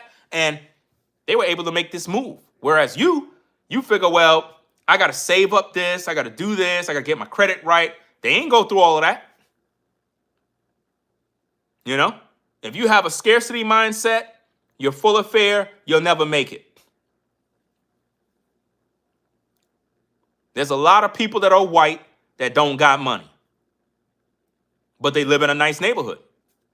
They work, they have basic jobs like anybody have a job, and they're just able to live. They live within their means, you know? You know? I have neighbors, I never seen them use a garden hose yet. I never seen them use a garden hose to water the lawn. I never see them use these things. And if I do, it's once in a blue. It's as if though they're saying to themselves, I don't want to use no water because I don't want no bill. So if a person got money, they'll just use the water. Who cares about the bill? I got to live. I got to use this water. But if you're not using that water hose, it tells me a lot. It tells me you're not trying to acquire no water bill. So that means you ain't getting that money the way you think. I'm not dumb. I can see how people move, and I just know. If you got money coming in, you ain't worried about water bills. You ain't worried about nothing because you need it. People saving and saving and saving. Guys, you'll die and that money will never be used. Somebody else will get your money. Guys, the late Kevin Samuels was murdered. He didn't die by no freak accident. Somebody murdered him, right? And I really believe it's all those YouTubers that was hanging around him. I don't care how y'all feel about that. Y'all know who their names are. I believe personally that they took him out.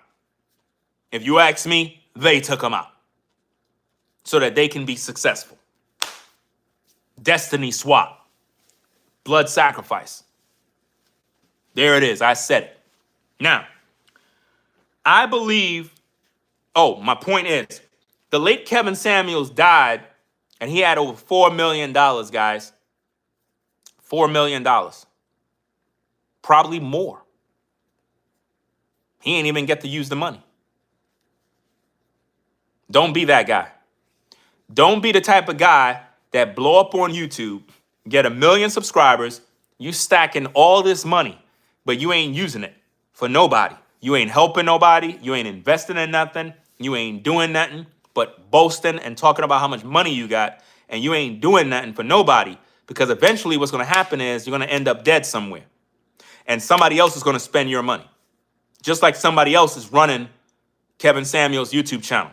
Somebody killed that man, took his channel, and they're milking the system off his channel. Keep re-uploading old videos. The man is dead, and somebody's literally using his platform to get paid. That's sad. Let that man die, bro. Let him die and rest in peace. Let him just stay where he is, bro. You trying to keep the channel alive. He dead, bro. Anybody who's running that channel, and I know it's one of them YouTubers that was with Kevin Samuels, and they're running his platform. They want you to believe his daughter is running the platform. No, she's not. No. If his daughter's running the platform, how come you never seen his daughter? How come you never seen his daughter come on YouTube and be like, hey guys, thanks for all y'all support. I'm Kevin Samuels' daughter, blah, blah, blah. You never seen that. You never seen that, guys. And I covered the whole case of Kevin Samuels passing. You never seen his daughter. I showed you guys who his daughter was in a video. I didn't tell you what her Instagram is. Nowhere on her Instagram does she even feature her father. He's not even on the page. She's not even into social media. She's not. So when people say, oh, the daughter's running this, the daughter's not running nothing. Somebody else is running it. And they milking the system by taking all Kevin Samuels' money. And I really believe that when Kevin Samuels died, they cleaned out his Cash App. They cleaned out his Venmo. They cleaned out his PayPal. They cleaned out all his money, bro. And they got paid. You know? Who? All the YouTubers that was around Kevin Samuels. They killed him. I don't have to call nobody name. Go find out who they are. Go find out who they are. I ain't calling out nobody name. Y'all know who they are. Look at all those YouTubers that was hanging around Kevin Samuels. They took him out. Just look at their platforms. Just look at their platforms. All of them hitting 1 million subscriber counts. Do the math. Blood sacrifice. All their channels blew up overnight. That's when that's when somebody get murdered, blood sacrifice ritual, sacrifice, and you grow and you become successful and you start making the money they were making. Destiny swap. I tell you this, guys, all the time. Y'all keep getting mad at me. This is why I say I don't trust none of these YouTubers. Because at the end of the day, they'll do whatever they can do to sell their soul, to sacrifice somebody else, to destiny swap, to make a shift in the universe so that they can take on their blessings. You know? Shout out to Mino for the $9.99. So I appreciate you. Been here on a couple of your lives. My first live was when you working on the yard. All right. Appreciate the support. Appreciate the support. Let me thumb up your comment. If you guys see these YouTubers, man, and you see them hitting 1 million subs, close to 1 million subs, all you gotta do is just look at their platforms, guys. Look at their platforms. Look at the money they make. Look at the growth. It's not organic. It's demonic. It's not organic. It's demonic. It's too quick. It is when you make a deal with the devil. It's when you make a deal with the devil. The devil will give you the world. What does it profit a man to gain the whole world and lose his soul? I'm just being honest with you. You know? Are you making any more music anytime soon? I have a lot of things I got to do, guys. Like, believe it or not, I am a busy man. Very, very busy. I got a lot of things I got to do, a lot of things I got to prepare, and time is limited. So all I can say is when I get time, I'll do what I got to do. But right now, I got a lot of things that I got to do, a lot of responsibilities. When you're an active father, active man, time is limited. That's why when I look at social media and I look at content creators blowing up overnight, I'm like, there's no way. Because if you're a man and you're busy and you got things that you do outside of social media, there is no way that something can just happen overnight and you're just growing and growing and growing and blowing up and you're all over the world, featured on the news, doing this, doing that, and all these other different things. There's no way that happens overnight. That happens when you had to do a sacrifice of some sort and you sell your soul. And again, if you want to know who the people are that took Kevin Samuels out, all you got to do is look at the people who was around Kevin Samuels. I'm telling you guys, I'm 100% on point, man. I'm telling you. They're going to, listen, the people who was around Kevin will deny any active involvement with his death. They could deny that, but I know they took him out. All you got to do is go back to the video, Kevin Samuels' last video. Look at that woman that was in that video, bro. That woman that was at the crib. That's somebody y'all all know. That's right. That's somebody y'all all know. They did this thing dirty, bro. You said then go to the cops. What the hell am I going to the cops for? That's not my problem. That's Kevin's problem. What the hell I'm going to the cops for? I'm getting paid? Am I making money? I don't care. The hell I'm going to the cops for? I'm trying to solve the crime. Let me go to the cops. What are the cops going to tell me? I made the videos exposing all these YouTubers. Y'all didn't listen to me. Go back to my tapes. I made videos exposing all of the killers. All of them. I put all of them on blast. Y'all told me I was a hater. Now, all of the YouTubers that took Kevin Samuels out, they all millionaires now. They were broke when Kevin was here. Now they all millionaires. All of the YouTubers that rocked with Kevin when Kevin was at the height of his career was broke. They were broke. They were on the come up. Now that Kevin is gone, all of them are millionaires. You tell me. You tell me. You know? One of them had one of his nuts cut off. The other one looked like he's sick. There's a lot of stuff going on. Another one got married and had a kid. Another one think he's a damn attorney. Another one just finished boasting after hitting 1 million subs. You know? I don't trust none of these people. I'm just telling you the truth. They took that man out. Poor Kevin, bro. Kevin trusted them people, bro. I never trusted them dudes, bro.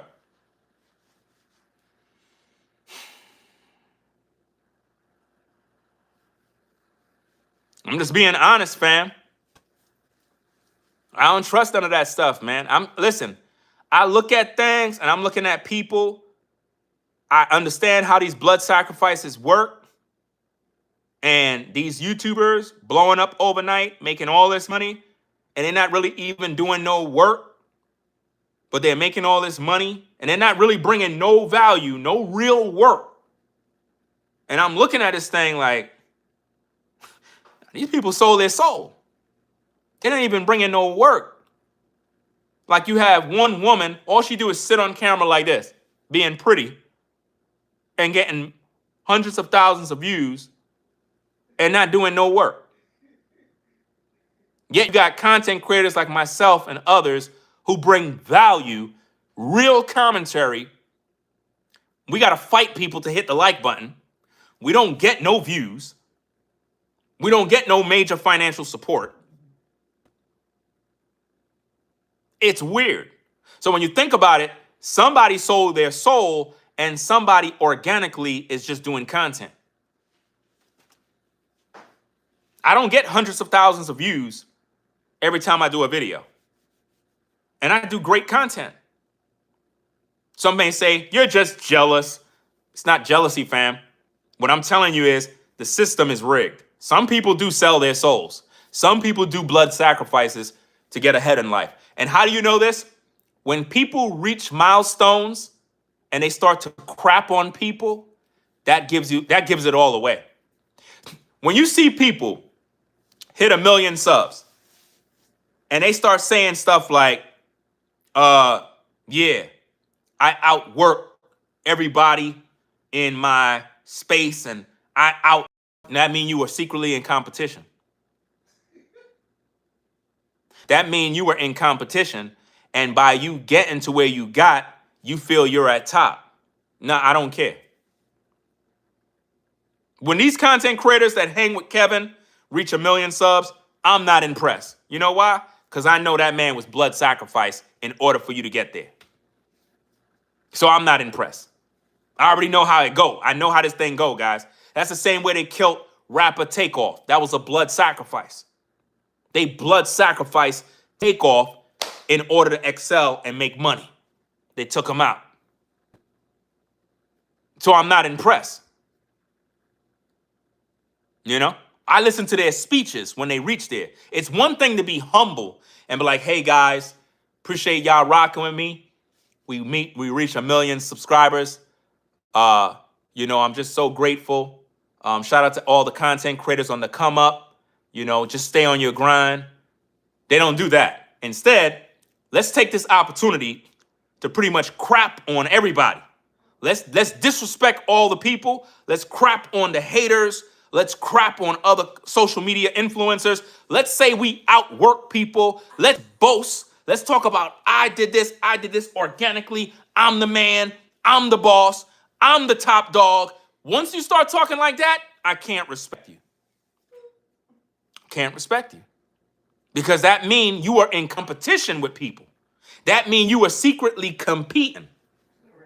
You're literally racing to get somewhere. I'm not racing to get to 1 million subscribers. I got 200,000 subscribers. I only got 273 people viewing. I don't care about none of that stuff. Subscriber count don't mean nothing on social media at the end of the day. I got 200,000 people subscribed to the channel. Look how many people that are viewing. I look at what exactly are you bringing to people? What are you doing for the people? You know, if I was a multi-millionaire as a content creator, I'm a multi-millionaire, fam, I'll be doing the type of stuff that, what's this guy? What's this YouTuber? You got I Show Speed. He's always doing stuff. Mr. Beast. Mr. Beast be doing all sorts of things with his money for people. He don't just talk about, oh, yeah, I'm this. You never see him boasting. You never see the white man boasting about, yeah, I just outwork everybody. I'm just the greatest. You never see him doing that. He just be humble. And that's why everybody like Mr. Beast. You know, he's mega rich. He's so rich, if he go to the YouTube headquarters, they roll out a red carpet for him. You know how much money Mr. Beast make YouTube? I'm sure he got investments and stakes in YouTube. Trust me. You know what I mean? So when I look at this thing with Kevin Samuels, and I warned Kevin Samuels. I warned him. Before Kevin Samuels passed, I warned him about the men and the women that he had around him. I said, I don't trust those people. I was literally making videos telling Kevin, Stop trusting these people that you have around him. But he put those guys around him because he thought, oh, these are attorneys. No, they hustlers. Those guys are hustlers. I don't trust none of them. Y'all know who they are. I'm not calling out none of their names. You know who I'm talking about. Them two attorneys, that woman, that other dude that had his nut cut off, and who else? That other dude that was at the funeral. He the only one that's at the funeral. Nobody else showed up. Like how this is the big, listen, how Kevin Samuels, one of the biggest YouTubers from the black space, from the red pill sector, passes away and none of these ninjas show up to his funeral. That's crazy. You tell me, guys. You tell me. Talk to me, man. How is it that this YouTuber that everybody was worshiping, calling the Godfather, and there wasn't a major turning out of thousands of people showing up to his funeral? Where they were at? Where they at? All those dudes that was on YouTube protecting him anytime I made videos about them. How come they didn't show up to his funeral? How come they didn't take a flight? How come they didn't take a flight to go to that man's funeral, fam? How come they didn't show their respect? Come on now. They didn't even show their respect. They didn't even go visit this man. They didn't even show up to the funeral, bro. They didn't care. You know why? Guilt. It's when you know you had something to do with that man's demise. You feel guilty. You don't want to show up. You know? Trust and believe me, guys. The people, listen, Kevin Samuels was murdered. Murdered. They saying, oh, he was at the telly at his crib with some Spanish woman. So where's she at? If that was supposed to be the love of his life, if he was supposed to get married to her, like that lawyer dude said, where's she at? How come Kevin Samuels' mom don't talk about her? How come she wasn't at the funeral? How come she wasn't at the funeral? Talk to me. If that was Kevin Samuels' woman and she was so in love with him and he died on top of her, how come she ain't show up to the funeral?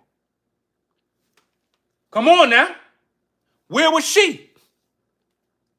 How come she ain't give a public statement, an interview, something? Where was she? Because she's a part of it. Again, the clue of who took out Kevin is in the last video he did that's on his platform. Look at that hand. Look at that glass. That's the woman that was in that crib when Kevin Samuels died. And y'all all know who that was. That's all I'm going to say.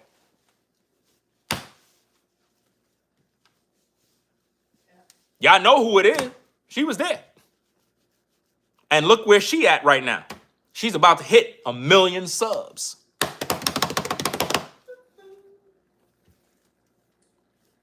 I'm telling you. From when I saw Kevin with all those people, I was like, nah, bruh. He's with the wrong people. He was surrounded by wolves, bruh. Snakes. I felt sorry for the dude. Even though I was one of his critics, I was not no fan of Kevin.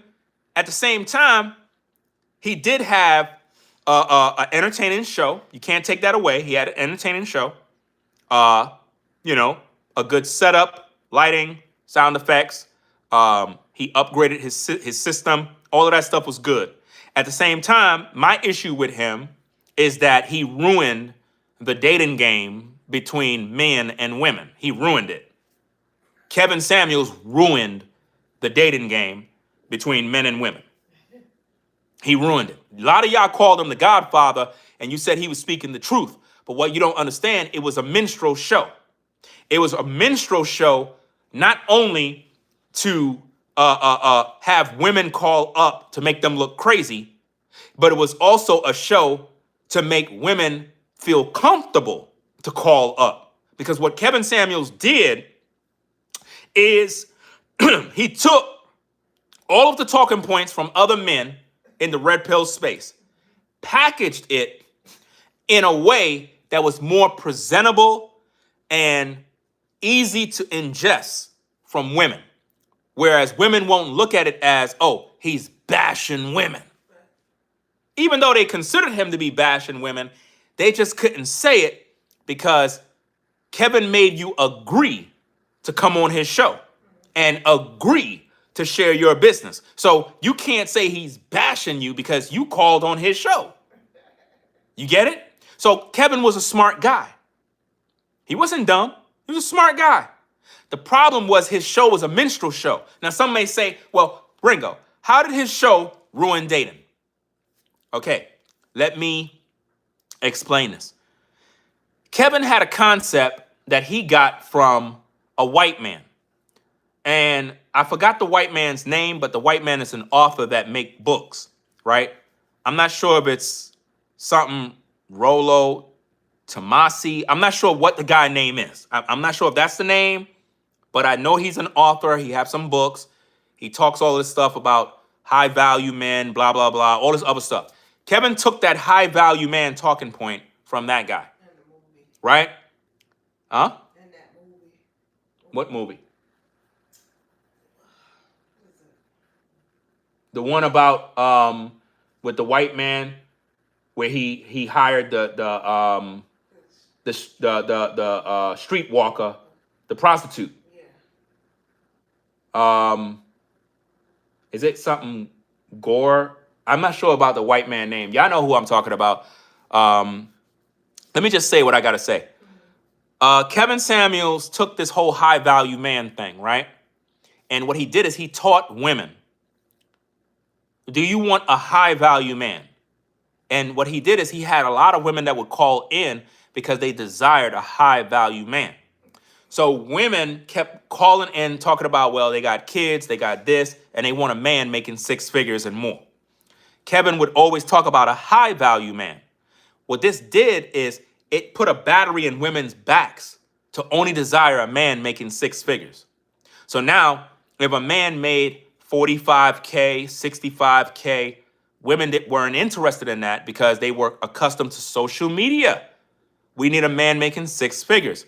Kevin would always let them know, only a small percentage of men make 6 figures. But these women would continually call in believing that they can get one of these men. And he would always say, well, why would a high value man want you? What could you bring to the table? And they would have this debate. People would laugh. You would have these Kevin Samuel moments. That destroyed the dating game. Because now, when you have shows like Pop the Balloon, all of those are knockoffs of Kevin Samuel. When you have these shows with Kendra G, that's all knockoffs of Kevin Samuels. You know?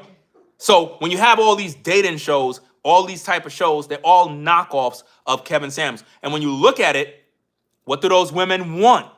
A man who is a high value man making 6 figures and more. You got women that are literally thinking all of us brothers making millions of dollars. What are y'all, crazy? What do you think this is? Only a small percentages of men have that. Do you know on YouTube, only a small percentage of people will ever cross over 100,000 subscribers? A small percentage. YouTubers that are at 1 million subs, that is a rarity. Do you understand? The majority of us will never get to 1 million subs. The majority of us will never get there. I'm at 200K. One day I may hit 1 million. At the rate that I'm going, I may hit there soon, right? At the same time, most people will never get to certain levels. Not all men make 6 figures. So if a woman is dating a man and her mind is already programmed that he must make 6 figures in order to date her, it will limit her opportunities to have successful marriages because now she's looking at money rather than the man. And Kevin Samuel started this. He ruined dating. This is what I was trying to counterattack is his concept of high value man. I thought that was designed to destroy us. It destroyed us as a people because now you can't date a woman unless you're making 6 figures, unless you have a luxury car. unless you're dripped out with designer. Everything got to be high value. Then you got all these fake Kevin Samuels that are all online right now who wear suits, who got on ties, who wear glasses and cut their hair like Kevin Samuels, and they talk just like Kevin Samuels, and it's sick. You know? Absolutely sick. To the person saying not true, you need to explain yourself. Don't just come in here saying not true, not true, not true. Explain yourself, because it is true. It is true. The majority of women in today's day will not date a man if he's not making six figures. You see them online, he got to make six figures. He got to have money. These women don't want a man that don't got no money. You know? They don't want a man. Listen, if you're a dude and you making 40K a year, the average woman won't even give you the time of day, bro. And y'all know it. This is a fact. She won't give you the time of day. Especially if she's making more money than you. Here's the thing. Men are taught that they got to provide and protect women. When a woman make money, she's not taught to share that money with you. She's not taught to work with you. She's not taught to, I make more money than you, but we can still come together and build a family. No, in her mind, that's her money. She don't even see you. So this is why family is destroyed. Kevin Samuels helped to destroy it. Kevin Samuels ruined the black family. He ruined everything. And that's why I was making videos about him, and all these YouTubers kept calling me haters. You look at the dating game today, Kevin Samuels ruined it. He ruined it.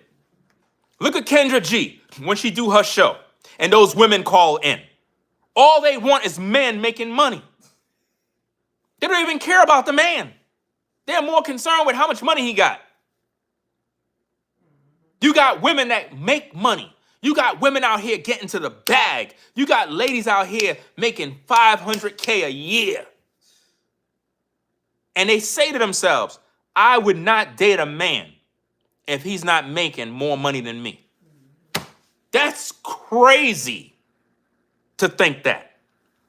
Because us men, we don't do that. We'll get with a woman that work at McDonald's and take her under our wing. You know why? We like how she look. And we know we could take care of her and dress her up and fix her up. But a lady who's making that kind of money, 500K, if you get with a brother and he making 40,000 a year, you'll look down on him. You won't look at the fact that, hey, I got money. Maybe if I put my money into this brother, into his potential, into his gifts, I could literally build this man up. You ladies don't even think like that. You be like, I don't want a man with potential. I don't want a man that's in his stage of working and building. This is a sick world we live in. This is why we live in the worst time in history. This is why most of you that are in the dating game are suffering right now, because you can't seem to settle down. Why? Because the ladies are focused on money and the men are like, look, I'm just trying to find me a decent woman that will work with me so that we could build a family.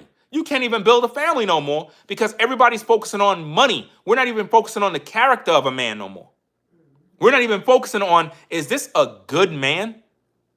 Or are you just looking at him as a good man if he got money? Like, it's sick. You know? It's really sick. And I'm not saying as a woman, you're not supposed to desire a man that got financial means. Of course, every woman would want a man for security. There's nothing wrong with that. But the majority of women in today's day, you don't give a man a chance. You just look at him for what he got. And it's sick. It's like we don't do that as men. We don't look at a woman and say, oh, she ain't getting to the bag? Nah, I can't rock with you, shorty. We don't do that. Till this day, men don't do that. But you ladies, man, y'all dropped the ball because Kevin Samuels put a battery in your back. He put a battery in your back, sad to say. Then you got all these female influencers like Shira7, you know, Sprinkle. You know, she's literally fading out right now. She's like on the decline. It's like she ran out of content. Like her gimmick is done. You know, I give her 2 more years and she's pretty much done. Because all of those young women in their 20s that are listening to her, they're going to realize they got pregnant They can't settle down. They're with a bum and they failed, and they're gonna look back and be like, damn, I took all your advice and ruined my life. And there's a lot of women that are coming on TikTok talking about Miss Sprinkle Sprinkle, saying that her advice ruined their life. Oh my God. Damn. You know? Oh, you a dusty. That term from Tony, are you a dusty? That comes from Shira 7. Are you a dusty? A dusty in their mind is a man that don't got no money, because all they think about is money. Shira is always telling these young ladies, get your money. Get with a man that's older so he could be your sugar daddy. Get your money. Get your money. I don't give a damn if you call me a dusty. Dusty? Dusty's nuts. You ain't saying nothing to me. I'm a family man. I got a wife. I got 4 kids, and I'm doing good. So all that dusty talk ain't saying nothing to me. You're right now in your crib alone, lonely, no marriage, no husband, no wife, no money, broke, dusty. You're just projecting on me. You're actually dusty. You know? So at the end of the day, you ain't saying nothing. How that toy doing for you? How that Amazon Prime toy that you got secretly, discreetly? That product you got from AliExpress. How is it doing for you? Ain't nothing like the real thing, baby. You busy playing with artificial intelligence. You got a relationship with AI. That's crazy work. And a lot of women in today's day, they don't have no relationships with a real man. Their relationship is with AI. I'm serious. You got women that are in their 40s and 50s playing with toys. You a grown woman. You're not supposed to be playing with toys. You're a grown woman now. You're supposed to be with a man, a real one. But in your house, you play with AI. That's sad. And you got Kevin Samuels to thank for that. When I tried to warn you ladies, y'all didn't listen to me. You said, oh, you bashing women. No, I was trying to help you so that you don't fall down that mess. I told you ladies, settle down with a decent man. Not for his money, for the man. The man will always get to the money. But you don't want to get there. You don't want to be on your way to the money. You want the man to have the money already, because you want to spend his money while you save your money. That's crazy. A man is taught to be a protector and provider. When a woman got money, she don't think it's her responsibility to share that money. She figure it's my money. Imagine that. Women want men to be traditional, but the woman don't want to be traditional. She don't want to be a helpmate. And this is why we're suffering in today's day when it comes to the dating game. The dating game is done. It's rigged. All of y'all gonna have messed up relationships. Back to back to back to back to back to back. No matter what you do, you're gonna get with somebody and it's gonna mess you up. You know? Miss Sprinkle Sprinkle is destroying women. All you ladies that are subscribed to her, think about this. Think about all the women that are listening to Miss Sprinkle Sprinkle. And all she's telling them is how to finesse men. She ain't teaching women to settle down, become a wife, be submissive, follow God. When have Miss Sprinkle Sprinkle told you to follow Jesus Christ? When have she ever told you to get married and settle down?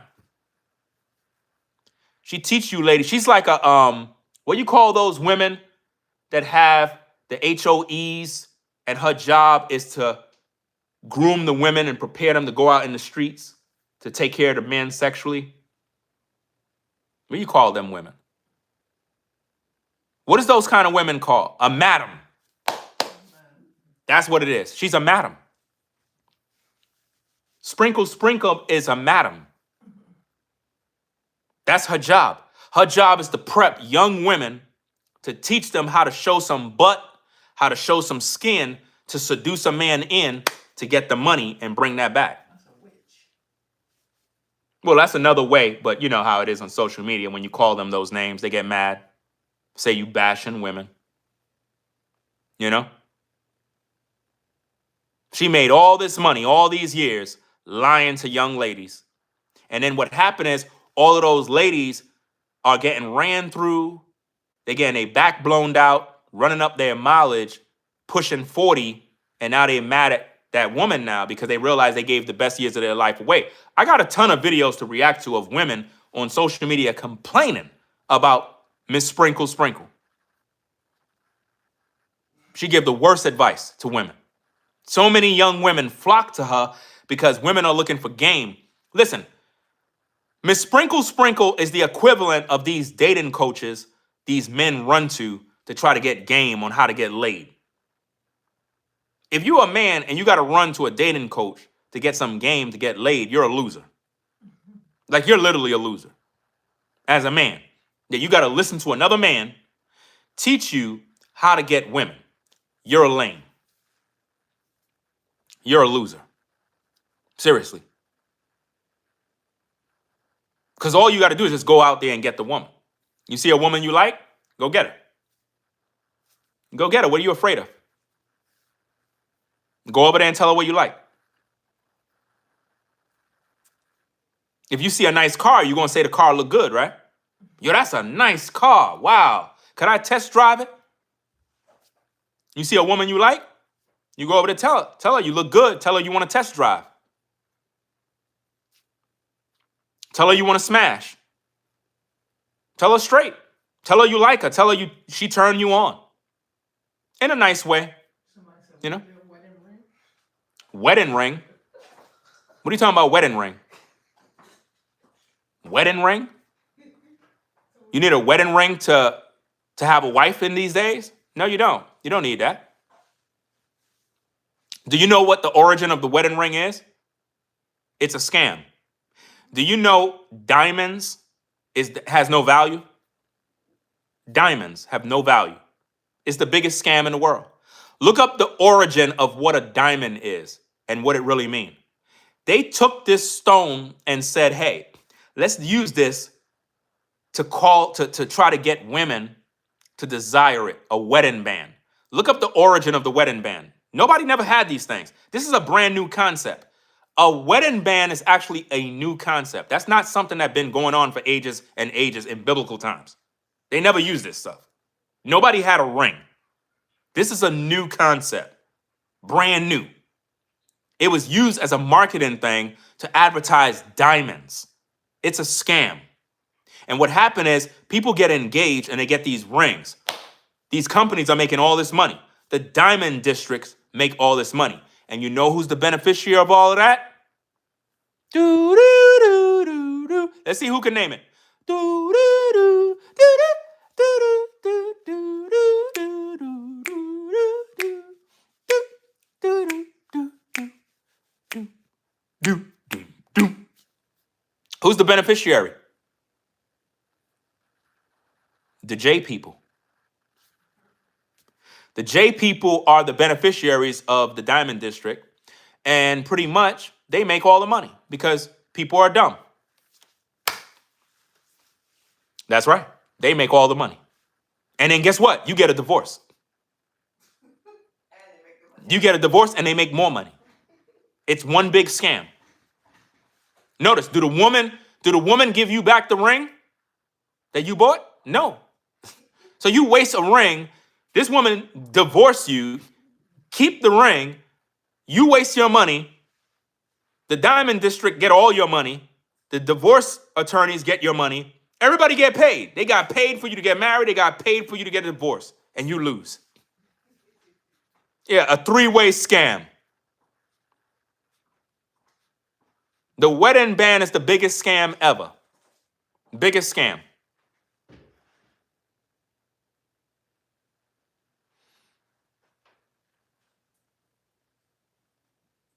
You said what? And red pill content? I don't do red pill content, so I don't know. You confusing me with somebody else.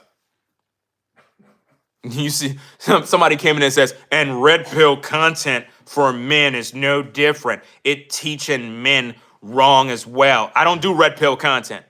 I'm a man that have a wife and 4 daughters. So those red pill guys you talking about, that's not me. Those red pill guys, they hate women. The reason why they talk about women all day is because they don't get laid. If all of those guys had a woman, they wouldn't be on social media complaining. So don't put me in that category. You said, what about all the men teaching manosphere? What are you asking me for? I'm not those guys. I'm not those guys. Matter of fact, let me give you the receipt. Let me give you the receipt. Watch this. Watch this, guys. Watch this. Let me go to YouTube. Watch this, gang. On my YouTube channel right now. You go to my YouTube channel right now. If you click off this live, go to the community section. The community section on my page. Scroll all the way down. Literally. Let me see if I can do this. Watch this.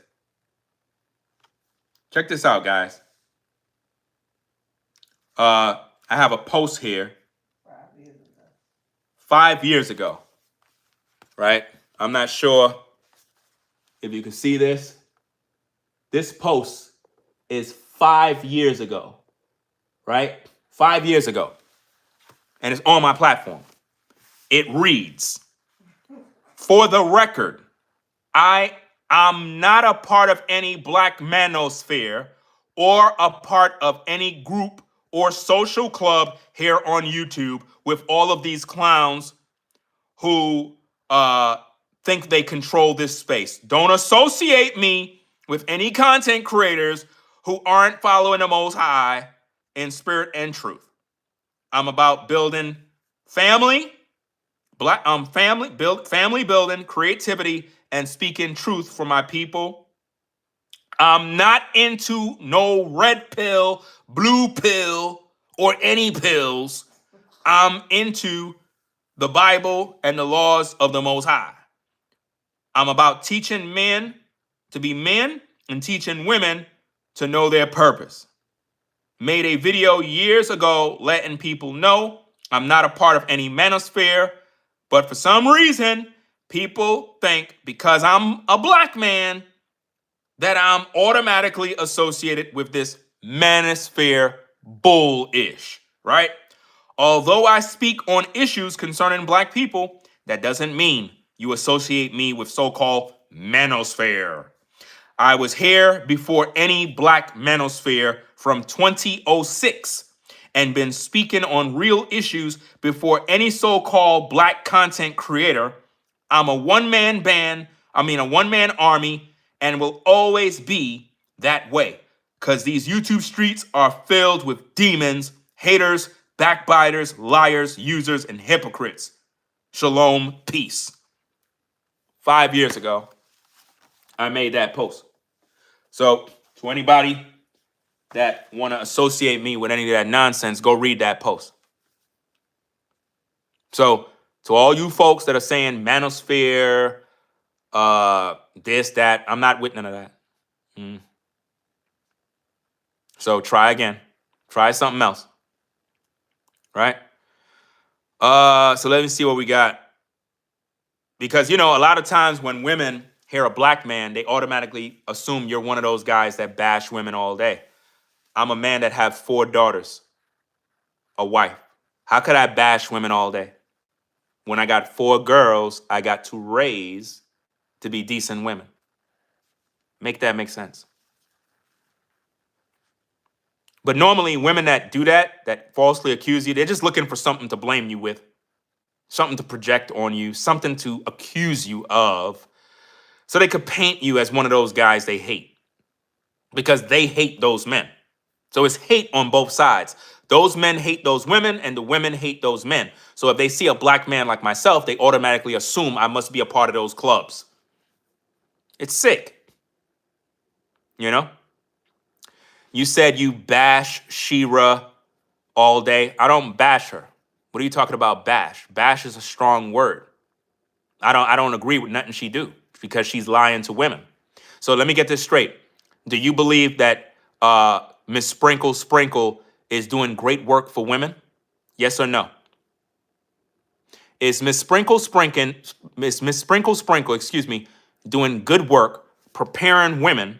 young women to be decent wives? Yes or no? Or is she just playing these women? She's a hustler. In my opinion, she's a madam. She's just preparing these women to go out there and destroy their lives, and she get a bag off of it. She don't care about none of these ladies. You think that Sprinkle would tell her own daughter to do those things? Nope. She won't teach her daughter to do that.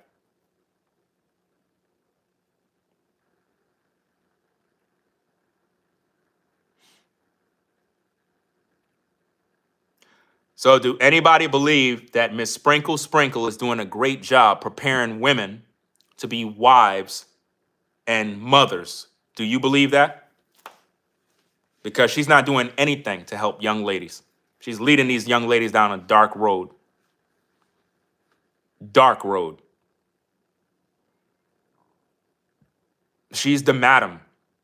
And those women, they worship her. They worship her as a goddess. She has total control over them. You know? So guys, I got to get something to eat. It is what it is, man. It's already past 12. I got to get to work. I got a long day. Got a lot of things I got to do.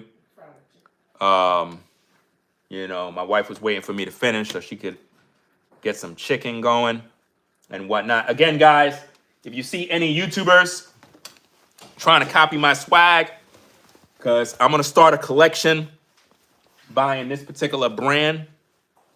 I always heard of this brand. You know, most of y'all know of this brand right here. Most of y'all seen this brand many times. You know, most of y'all know of it.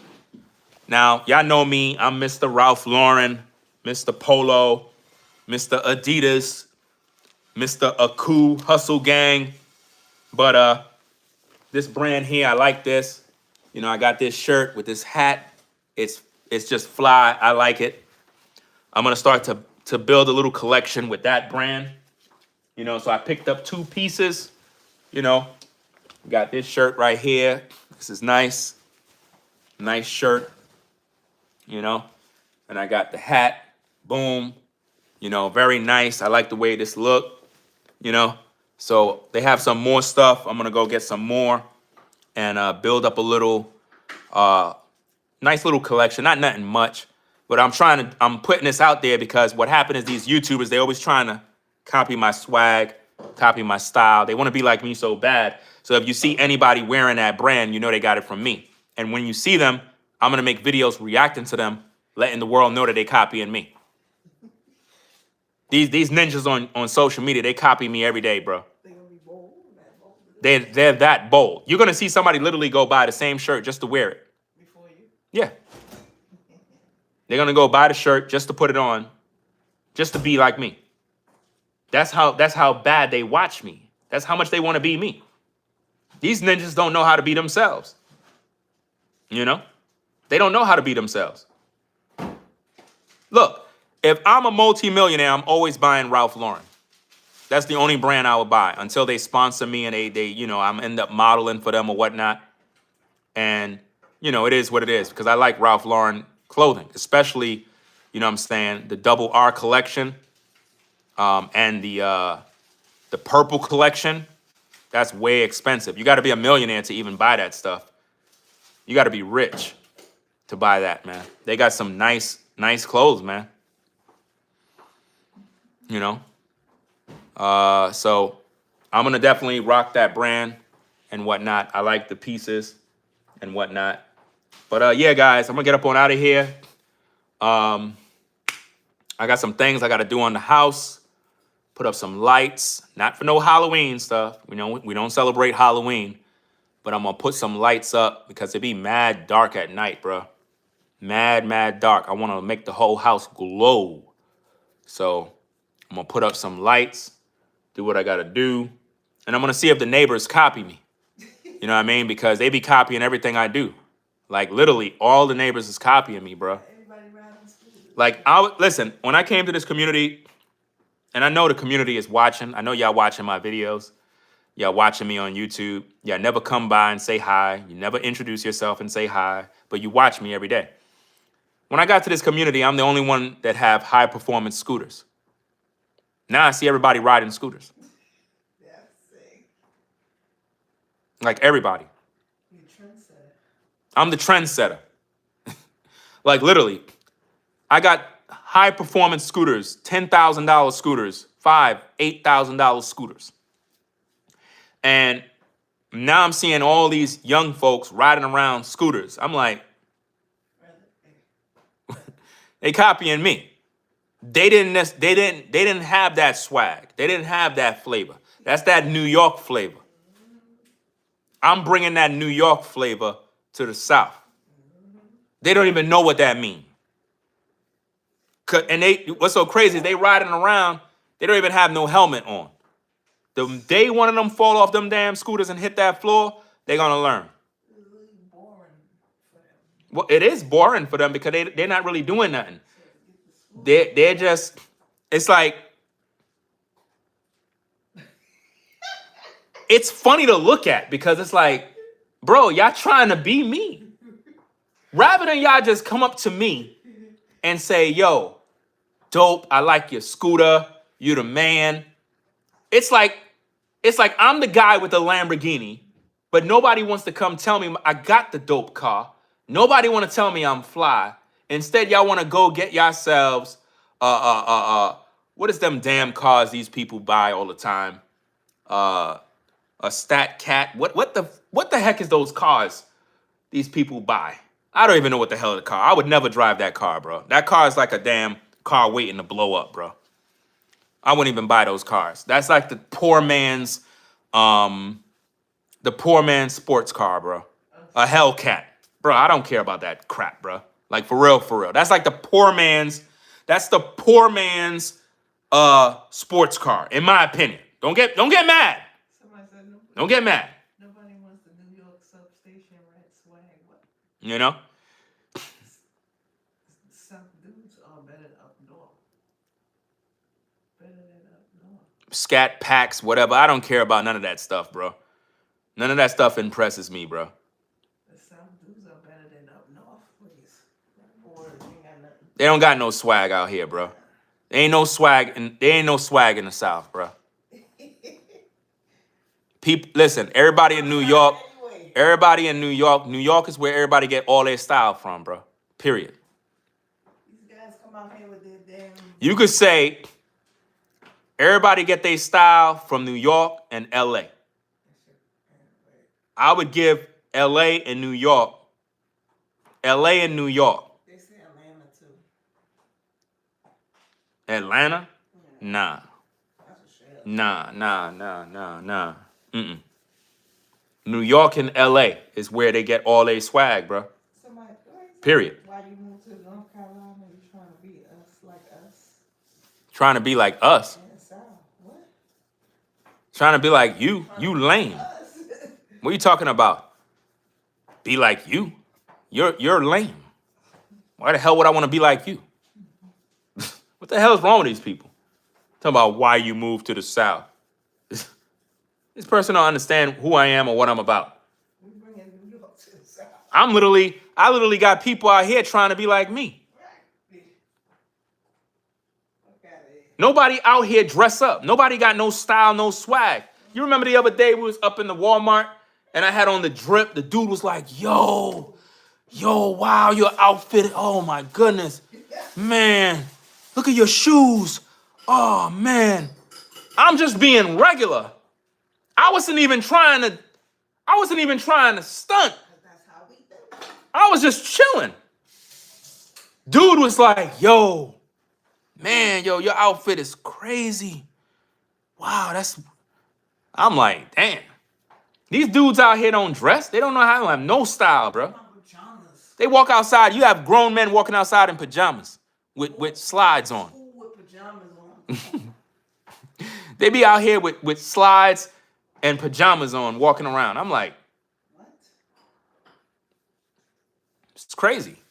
No problem. They don't got no style, bro. You said he dissed people from the South. You feel dissed because you a bum, bro. You feel some type of way because you salty because I'm dope. You not. Don't get mad at me. I'm dope. I'm fly all the time. If I show you my closet, you would literally die. Like literally. I'll hurt your feelings bad. If I show you my kicks game, I'll hurt your feelings. You can't even stand in my lane. Never. Like for real, I'll hurt your feelings. Don't even try me. You know what I mean? My drip collection will hurt you. You know what I mean? I got more drip than in the stores. I'm literally the store. You know what I mean? And out here, I be coming outside every day with the same shirt to go in the yard and work. Cause I ain't gonna get all my fly gear dirty. And it's still fly when I'm outside. But I don't even have to dress up because nobody dresses up out here. It's not like New York. In New York, it's like it's a fashion show. You always got somewhere to go. And other people are looking good and you come through and you drip. Everything look fly. You know what I mean? Out here, it's more laid back. And we constantly looking. They looking. So you have to dress. You got somebody there in the chat salty about, oh, you dissing people from the South. You mad because you a bum. Straight up. You mad because you a bum. You know what I mean? Don't let me go stunt. Don't let me go stunt. Man, that's it, bro. Let me go stunt. Let me go hurt your feelings. Let me hurt your damn feelings. I'm gonna start hurting your feelings right now. I'm gonna make you mad. I'm gonna make them damn haters upset. That's it. We're gonna make you upset. We're gonna get you mad. That's right. That's right.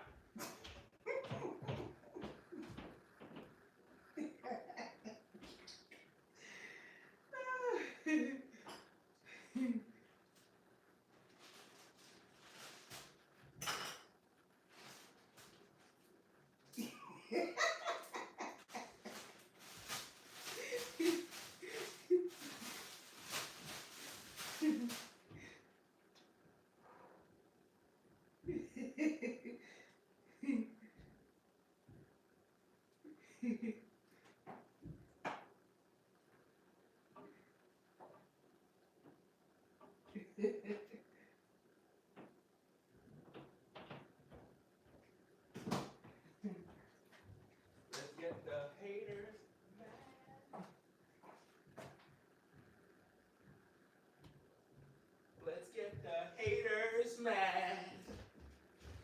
Let's get the haters mad. Let's get the haters mad.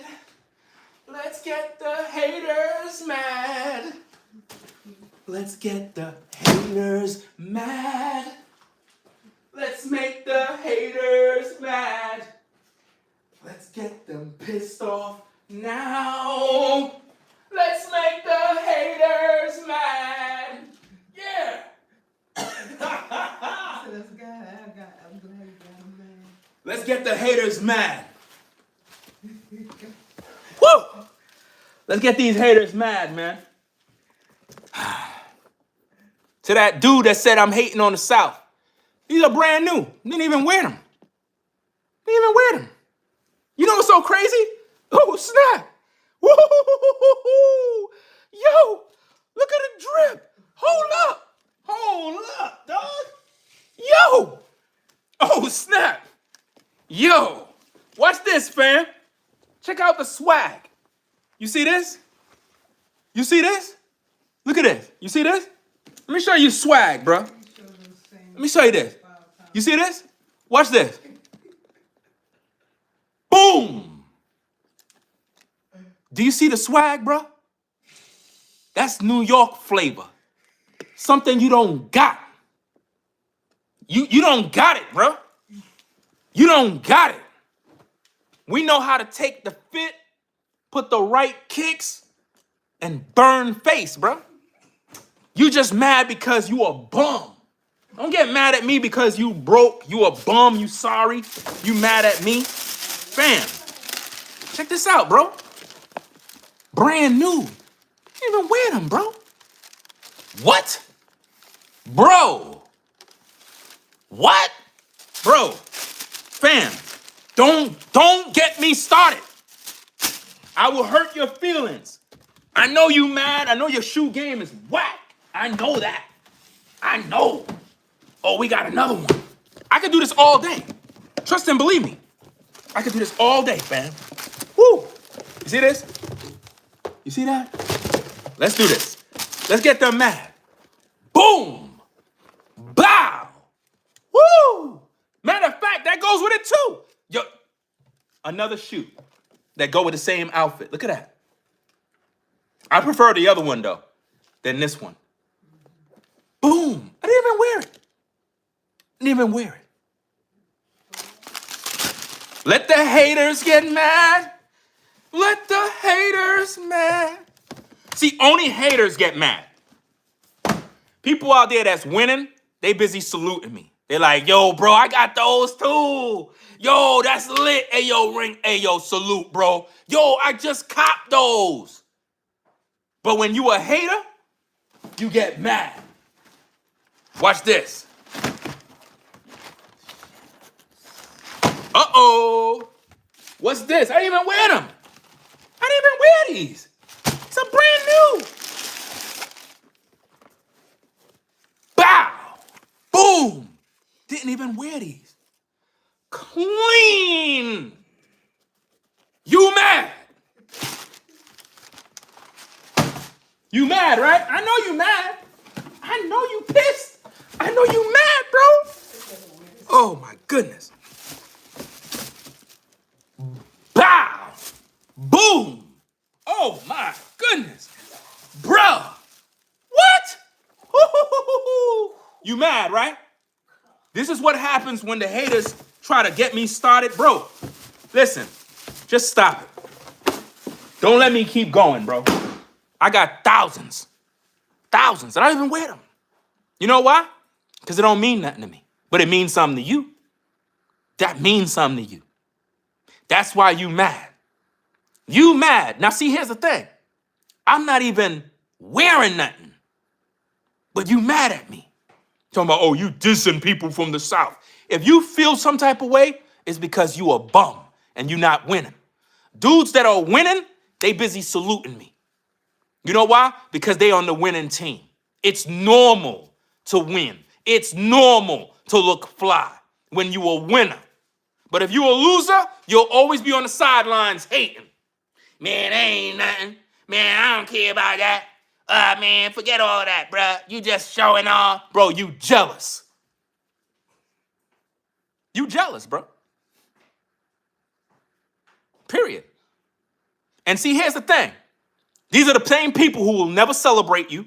These are the same people who will always mock, laugh, giggle, talk crap. You got to burn their face, bro. Make them look, make them get mad. That's why I told you, you folks, when you winning, make sure that you always shine. Don't let these people make you feel like you can't live your life. Like they be wanting to dim your light. They be wanting to, they be like, don't show what you got. Shut up. You're jealous. You're jealous. Talking about don't show what you got. Only ninjas talk like that. Only ninjas. Everybody else is living their life. But when you're black and you're doing good, they don't want you to, they don't want to see it. They don't want to show, they don't want you to show nothing. Why are you showing off? Bro, I haven't even started. I haven't even started, bro. Don't let me. I'm trying to be humble. If I go to my closet, you will die. Nobody outdoing me when it comes to polo. Nobody. I'm the polo king. Do you understand? Nobody. Nobody outdoing me when it comes to low. Shout out to all the Haitian brothers. All the Haitian brothers back in the day that was all polo, low down, polo all day. Shout out to all the Haitian brothers. They always been official back in the day. I've been always wondering, how these brothers keep buying polo? They had to been boosting all that polo. You know they were boosting that polo, right? Back in the day. They weren't buying none of that, you know? Even till this day, a lot of Haitian brothers still rock polo. They rock polo their whole life. You know what I mean?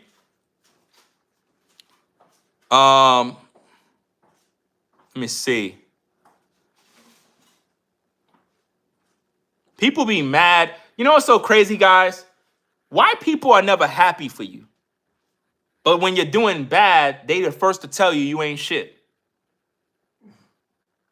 When you broke and you don't got nothing going on, they're quick to tell you how broke you are and how much of a bum you are.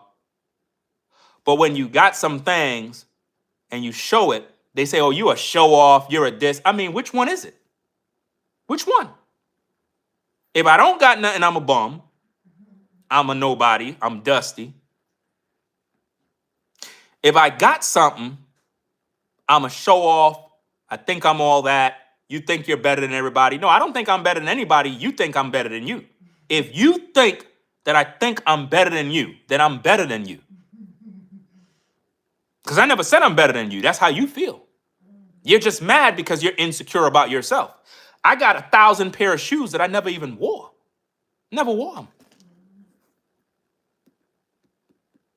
Never wore them. But I got, it is what it is, bro. And, if I wanted to wear one pair of shoes every single day, it would take me approximately 5 to 7 years. About 5 to 7 years. I think about 6 years. I got way more than 1,000. Yeah. It'll take me about 5 to 6 years to wear every shoe every day. I don't even think I'm going to wear any of these shoes. I probably end up giving them away. I probably end up having giveaways on YouTube or something. Hey guys, we're giving away X, Y, and Z amount of kicks, blah, blah, blah. Because at the end of the day, I don't care about none of this stuff. Because when I'm gone, all those shoes are going to be right there. That's why the Bible says, what does it profit a man to gain the whole world and lose his soul? Just living your life. Enjoy. You have to live your life, guys. Right. You have to live your life. Don't be hating on me. Go out there and win and get your own thing. Do your own thing. Shine. You know? If you want something, go. You want something, you got to go get it. Don't get mad at me. I put in the work. You ain't going to get mad at me and I'm putting in the work. I'm telling you, bro, it really irks me that people would hate me because I choose to do something with my life when you have the opportunity to do the same thing. If anything, get motivated and go out there and hustle and win. You know? You said, okay, Scooter Man. Listen, bro. Be fucking with you. This guy just stayed. You have a soda? Pass me a soda. This guy stayed hating, bro. Stayed hating. He messing with you. He Stayed said so hating, you bro. can stay on long. Huh? So you can stay on long. Nah, they out there. They there hating. You got it? That's his name. What's his name? Troll. Oh, his name is Troll? That dude is my fan, bro. He one of my fans. Troll me, dude. Listen, man.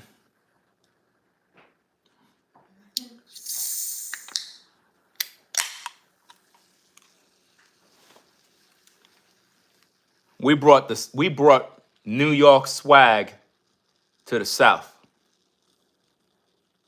Once I do what I'm gonna do to this house, I promise you, you're gonna see neighbors copying. They're gonna copy. They are going to copy what I'm about to do. Because you're gonna be the only one doing it. And I'm gonna get me what do you call that thing that go up?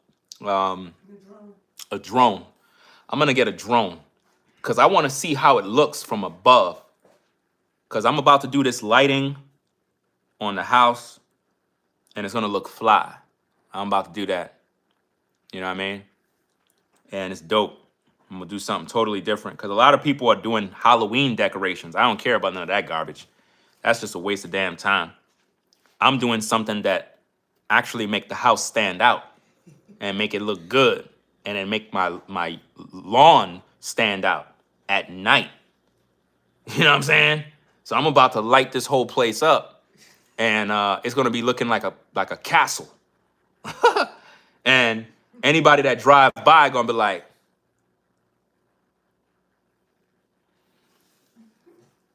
I can't stand him. Cause you know that's how it be. They be mad.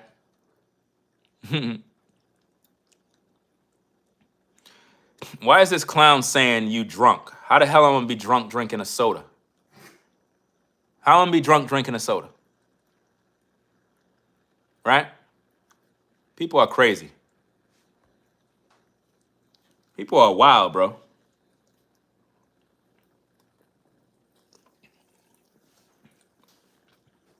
So guys, I'm gonna get up on out of here. I'm gonna start back the Ringo Kicks channel. I'm gonna get it back popping. Or I might just do all of that stuff on my main channel.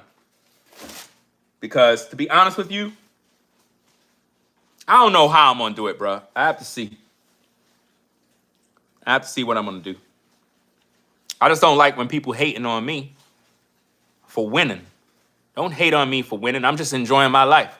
You need to enjoy yours. Stop hating on somebody else's life and learn how to enjoy yours, and you won't have no time to hate. Spend some time enjoying your life. Get outside more. Some of y'all be just monitoring everybody else's success, everybody else's happiness, and getting mad at them. How the hell you gonna get mad at me? I put in the work. I put in the work to do what I do. And you getting mad at me. That's crazy. You're supposed to be happy for people. Like I said, if I had a neighbor that had a Lamborghini or some sort of high performance car, man, I'll be outside every day saluting that brother all the time. Like, yo, bro, you got the flyest car on the block, bro. Every time the car pull up, I'll be like, yo, what up, bro? Man, damn, bro. Every time you drive up, pull up on the driveway, bro, I get inspired, bro. Damn. You want to take a spin in the car? Nah, bro. No. You don't want to take a spin in the car? Nah, bro. That's your whip, bro. I'm just here to celebrate you, bro. That's it. I ain't, man. I can't drive your car, man. Nah. I'm going to wait till when I earn mine. You know what I mean? I'm going to wait till when I earn. I don't want to spoil it for me. You get what I mean? You want to get yours and have that feeling. I don't want to drive your car, bro, but I'm going to salute you. You know?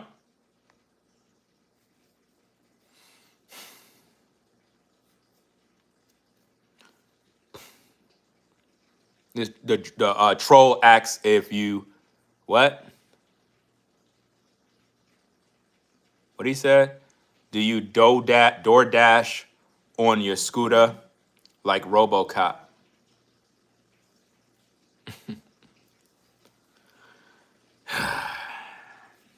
At least we know it's a troll.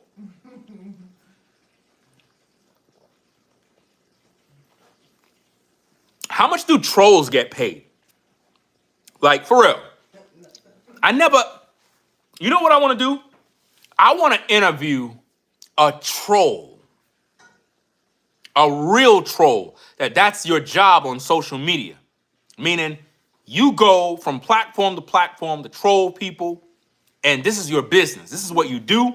You are a professional troll that know how to get under people's skin. You know how to get a reaction out of them. I want to interview a real troll so we can find out the mind of a troll. I think that would be a good video. You know? He said, we get paid, fam. So somebody hired you to come here. You see how I got you? Got him. They're there to antagonize you. Right, that's what they're there for. To antagonize you, rile you up, distract you. They're paid by different organizations to come to your platform. He said, we get paid, trust me. Well, that's what's up. At least you're getting paid. You know what I mean? You say you think they work for $0? I don't know, man. I think they work for agencies that hire them to, to come to platforms to harass people. I really believe that. Because I don't got that kind of time. I would never, in the life of me, log on social media to be in somebody's comment section, effing with them all day. That is a lot of time wasted when you could be making money. That's a lot of time.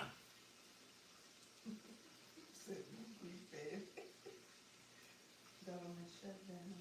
You gotta find work. It's hard to control streets. Oh, okay. It's hard in these troll streets. At least you got a sense of humor. You know what I'm saying? Because normally we block the trolls, but you seem to be a cool troll. You know? I mean, as long as you ain't saying nothing disrespectful. So far, you've been cool. You know what I mean? It is what it is. You're doing your job. I can't hate on that. I mean, if you're getting paid, you got to find work. You know, it is what it is. I can't stop your hustle. You know what I mean? So, if, hey, whatever gets the bag, then, you know, it is what it is. Yeah, he's the first one that made the show funny because he said ever since the government shut down, he had to go find something in these troll streets. You need to copyright those talking points because somebody gonna steal your talking points. You need to start a channel. Start a YouTube channel and just focus on troll content. You'll blow up overnight. I'm giving you keys, bro. If you start a channel and you focus on just being a troll and be like, yo, another episode, you know what I'm saying? We're going to troll this particular YouTuber and just make it funny. You end up getting to a bag. You know, maybe that's your thing. Maybe that's what you're built for. Did I say I fight off dark trolls?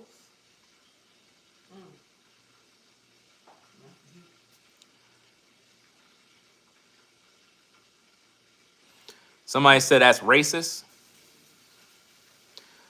He said I fight off dark trolls. What's racist about that? Red Fish said that's racist. Why people always pull the race card? Why everything got to be racist? Why everything got to be racist? I know there's racists in the world. At the same time, why everything got to be racist, bro? Because he said dark. I saw this video. I'm going to do a reaction to it of some mother. She got mad because the teacher, the white teacher, sung a song about her son, about something he's a monkey, about and you smell like one too. I got to do a video about that. It was a happy birthday song, and the mom got mad and claimed that her son is hurt. Man, get the heck out of here. The boy was not hurt when the monkey song was played. He was smiling. You said you saw that?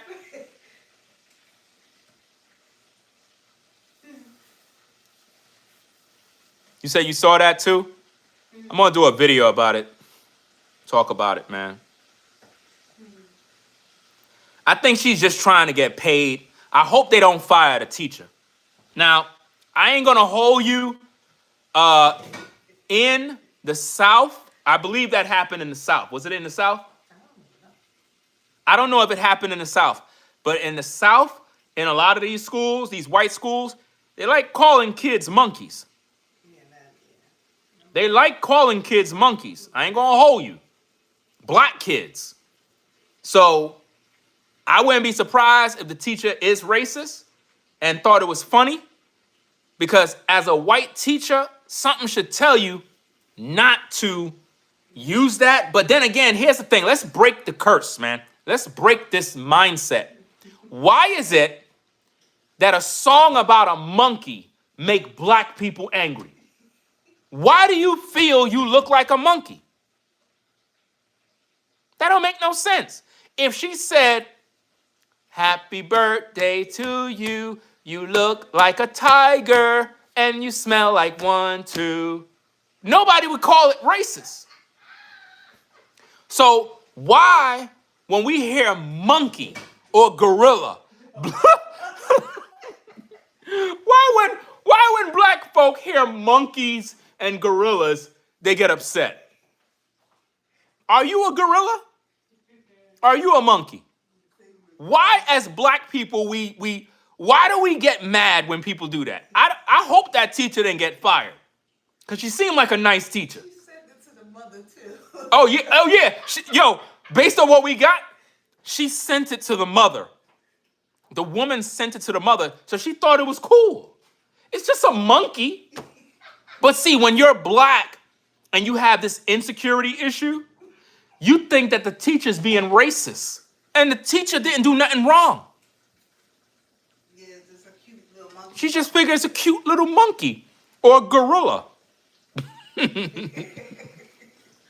But I'm trying to think why black folk always feel some type of way when they hear about a gorilla or a monkey. Those are just animals. Why do we associate that with us? Why? You look like one. How do you look like one? That's a damn thing. That don't make no sense. Why do they do that? Oh, you look like a bare black gorilla. You look like a monkey swinging from trees. Why do we do that to ourselves? Why do we give racists power by making them? All animals are animals. Why do black people feel some type of way when anyone associate them to a monkey or a gorilla? That is an internal issue that black folk have. Because I don't feel no way about that. You can say, Ringo, you look like a gorilla. You look like a monkey. Whoopie-doo. Is that making me any money? Nope. It's not helping me to pay no bills. I don't care.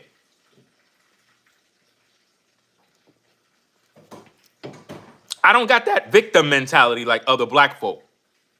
I don't worry about racists. I'm not worried about the white man. The N-word does not bother me. I don't care about that word. A white man could be saying, you N-word, you N-word. Whoopie-doo, I don't care. You're broke. You're broke. You can call me that all you want. You broke. It's not bothering me.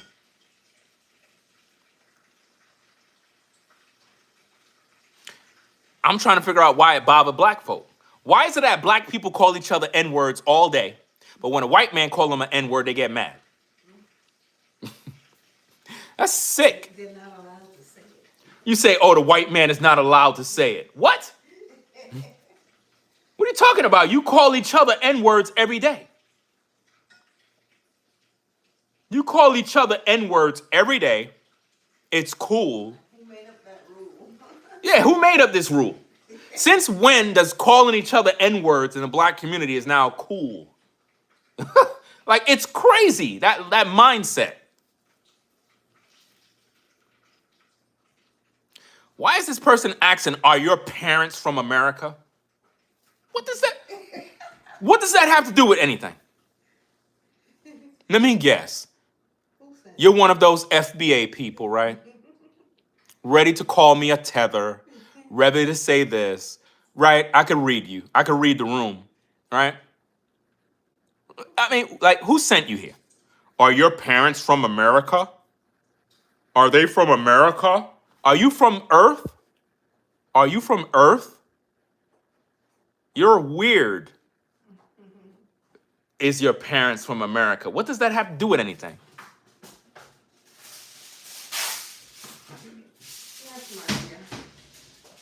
Chris says, worst time in history, not even close. Well, first of all, do you even know the context of what I mean? Nope, you don't. So your comment don't mean nothing. He just walked in the classroom and don't even know what's going on. He don't even know what I'm talking about. He already done answered and don't even know what's happening. I'm telling you, bro. If you don't know the context, be quiet. Because you automatically assuming based on something else that have nothing to do with the topic. Answer the question. What question? Can any man call your wife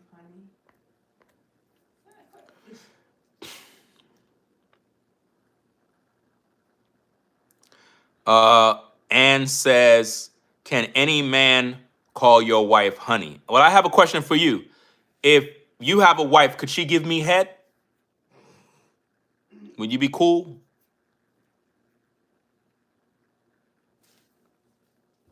Just a question. Like if your wife lived next door and she got some nice lips, and I just was like, just finished mowing the yard, and I need some head, some top, to let off some steam. to, to let off some steam. To bust a load. To bust some juice.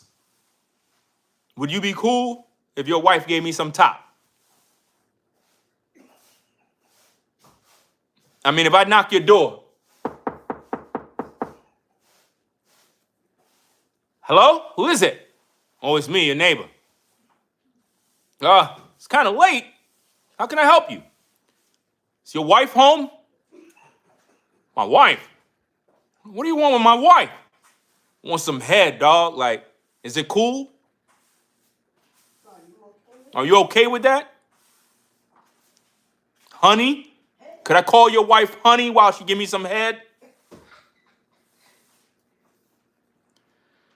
I tell you, bro. It's crazy. You says I am a girl. Well, reverse it. If your neighbor, a female, knocked on your door. Hello, who is it? It's Daphne next door. It's kind of late, Daphne. What can I do for you? Is your husband home? My husband? Yes. What do you want my husband? Oh, I want to give him some top. It's about that time of the day. I give him top every other day. How would you feel about that? Would you let her in and say it's cool? I mean, it's just some top, top of the morning, just so he could bust a load. Maybe you're busy with the kids, How would you feel about that? She'll make it quick. Maybe she got that super head. Well, they just say that's why. That's why folks can't say the N-word. You just prove the point.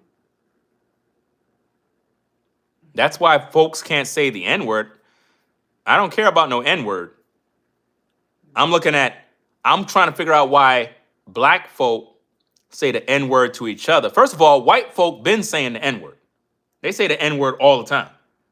They just say it around each other. They don't say it when they get near black folk. But when they around themselves, they be like, I cannot stand these blankers. I cannot stand these N-words. Yeah, these N-words. And they see a brother come up. They be like, hey, what's going on, man? Why y'all looking like that? Y'all were just talking about me? No, we was just over here having a good time. I was talking to Cunningham and Gary and Billy. So what about them? We was talking about sports and, he was playing some country music. And I was just kind of wondering if, have you saw the new song, from that rapper, that drill rapper? He said the N-word a lot of times, and Gary was about to play the song, and I told him not to play it because you were coming by. So why don't you just play the song? You scared? I don't want no trouble. I don't want no problem. Gary, don't play that song. I really don't want to get you in any trouble. I really don't want no problems. What's the matter? Because the N-word is in it? You don't want to say it? Say it. I dare you to say it. Come on, it don't have to be like that.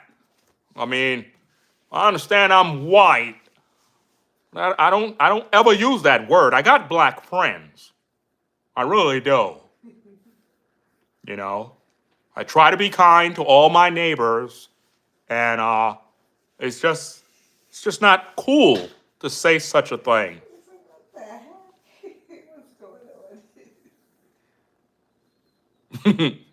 Somebody said, "What the?" Somebody said, "What the heck is going on?" You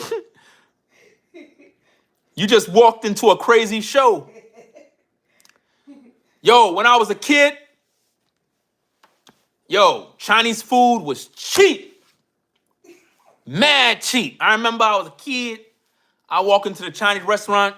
I was like, hey, yo, let me get 4 chicken wings, French fries, and some fried rice. You want 4 chicken wings, French fries, fried why? Yeah. 4, make sure you cook it well done, though. 4 chicken wings, French fries, fried rice. Okay, 4 chicken wings, French fries, fried why? That $2.50. You pay now $2.50. 4 chicken wings, French fries, fried why? All right. You pay now $2.50. You pay now.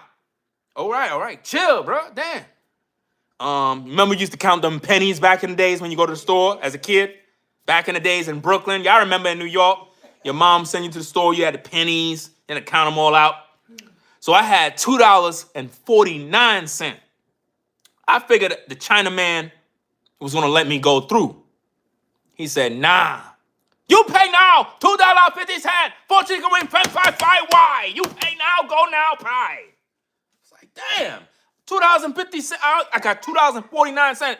4 chicken wings, French fries, fried why? You pay now. You pay now, go, I call police.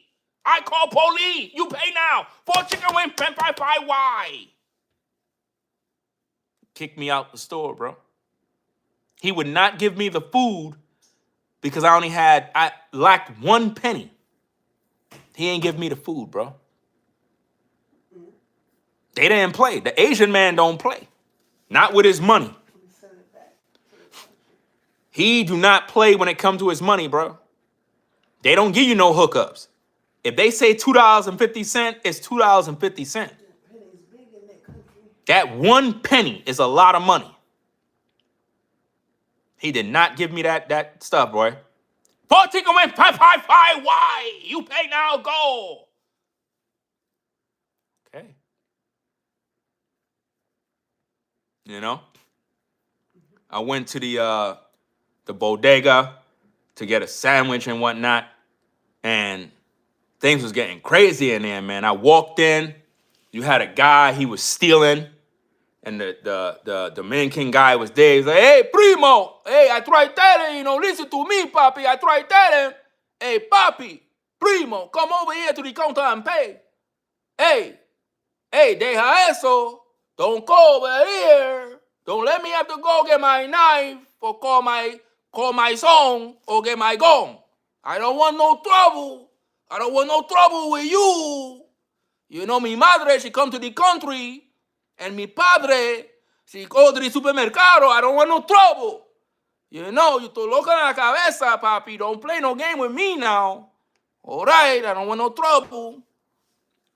And it was crazy, because the dude was stealing, and it's like the guy flipped. He pulled out a machete in the store, and I was in there, and I'm watching the whole thing, and I'm like, damn, bro. It's a wild, wild, crazy world, bro. Let me see. Yeah, so, and, the other day, I was at this store, and you had this Nigerian guy, you know what I'm saying? Like, I don't know what the heck was going on, man. He was talking to his son, and he was bugging out, man.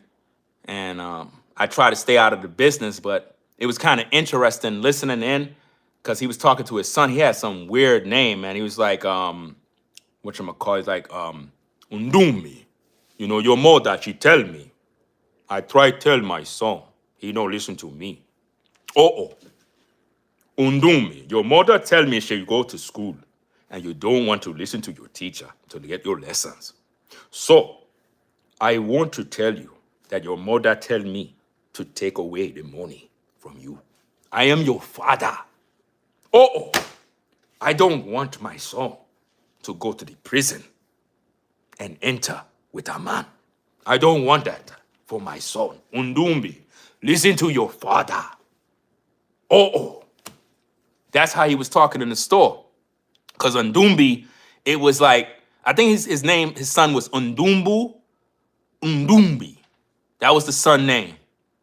And I guess his son got arrested and he went to a prison cell and some man, I guess he got his butt. It is what it is. You know what I mean? And he was like, I don't like this. You know, my son. He went to the prison. Undumi. And the man, he take my son butt. And I don't understand. My son. Oh. You know, them Nigerians, they don't play with that mess, bro.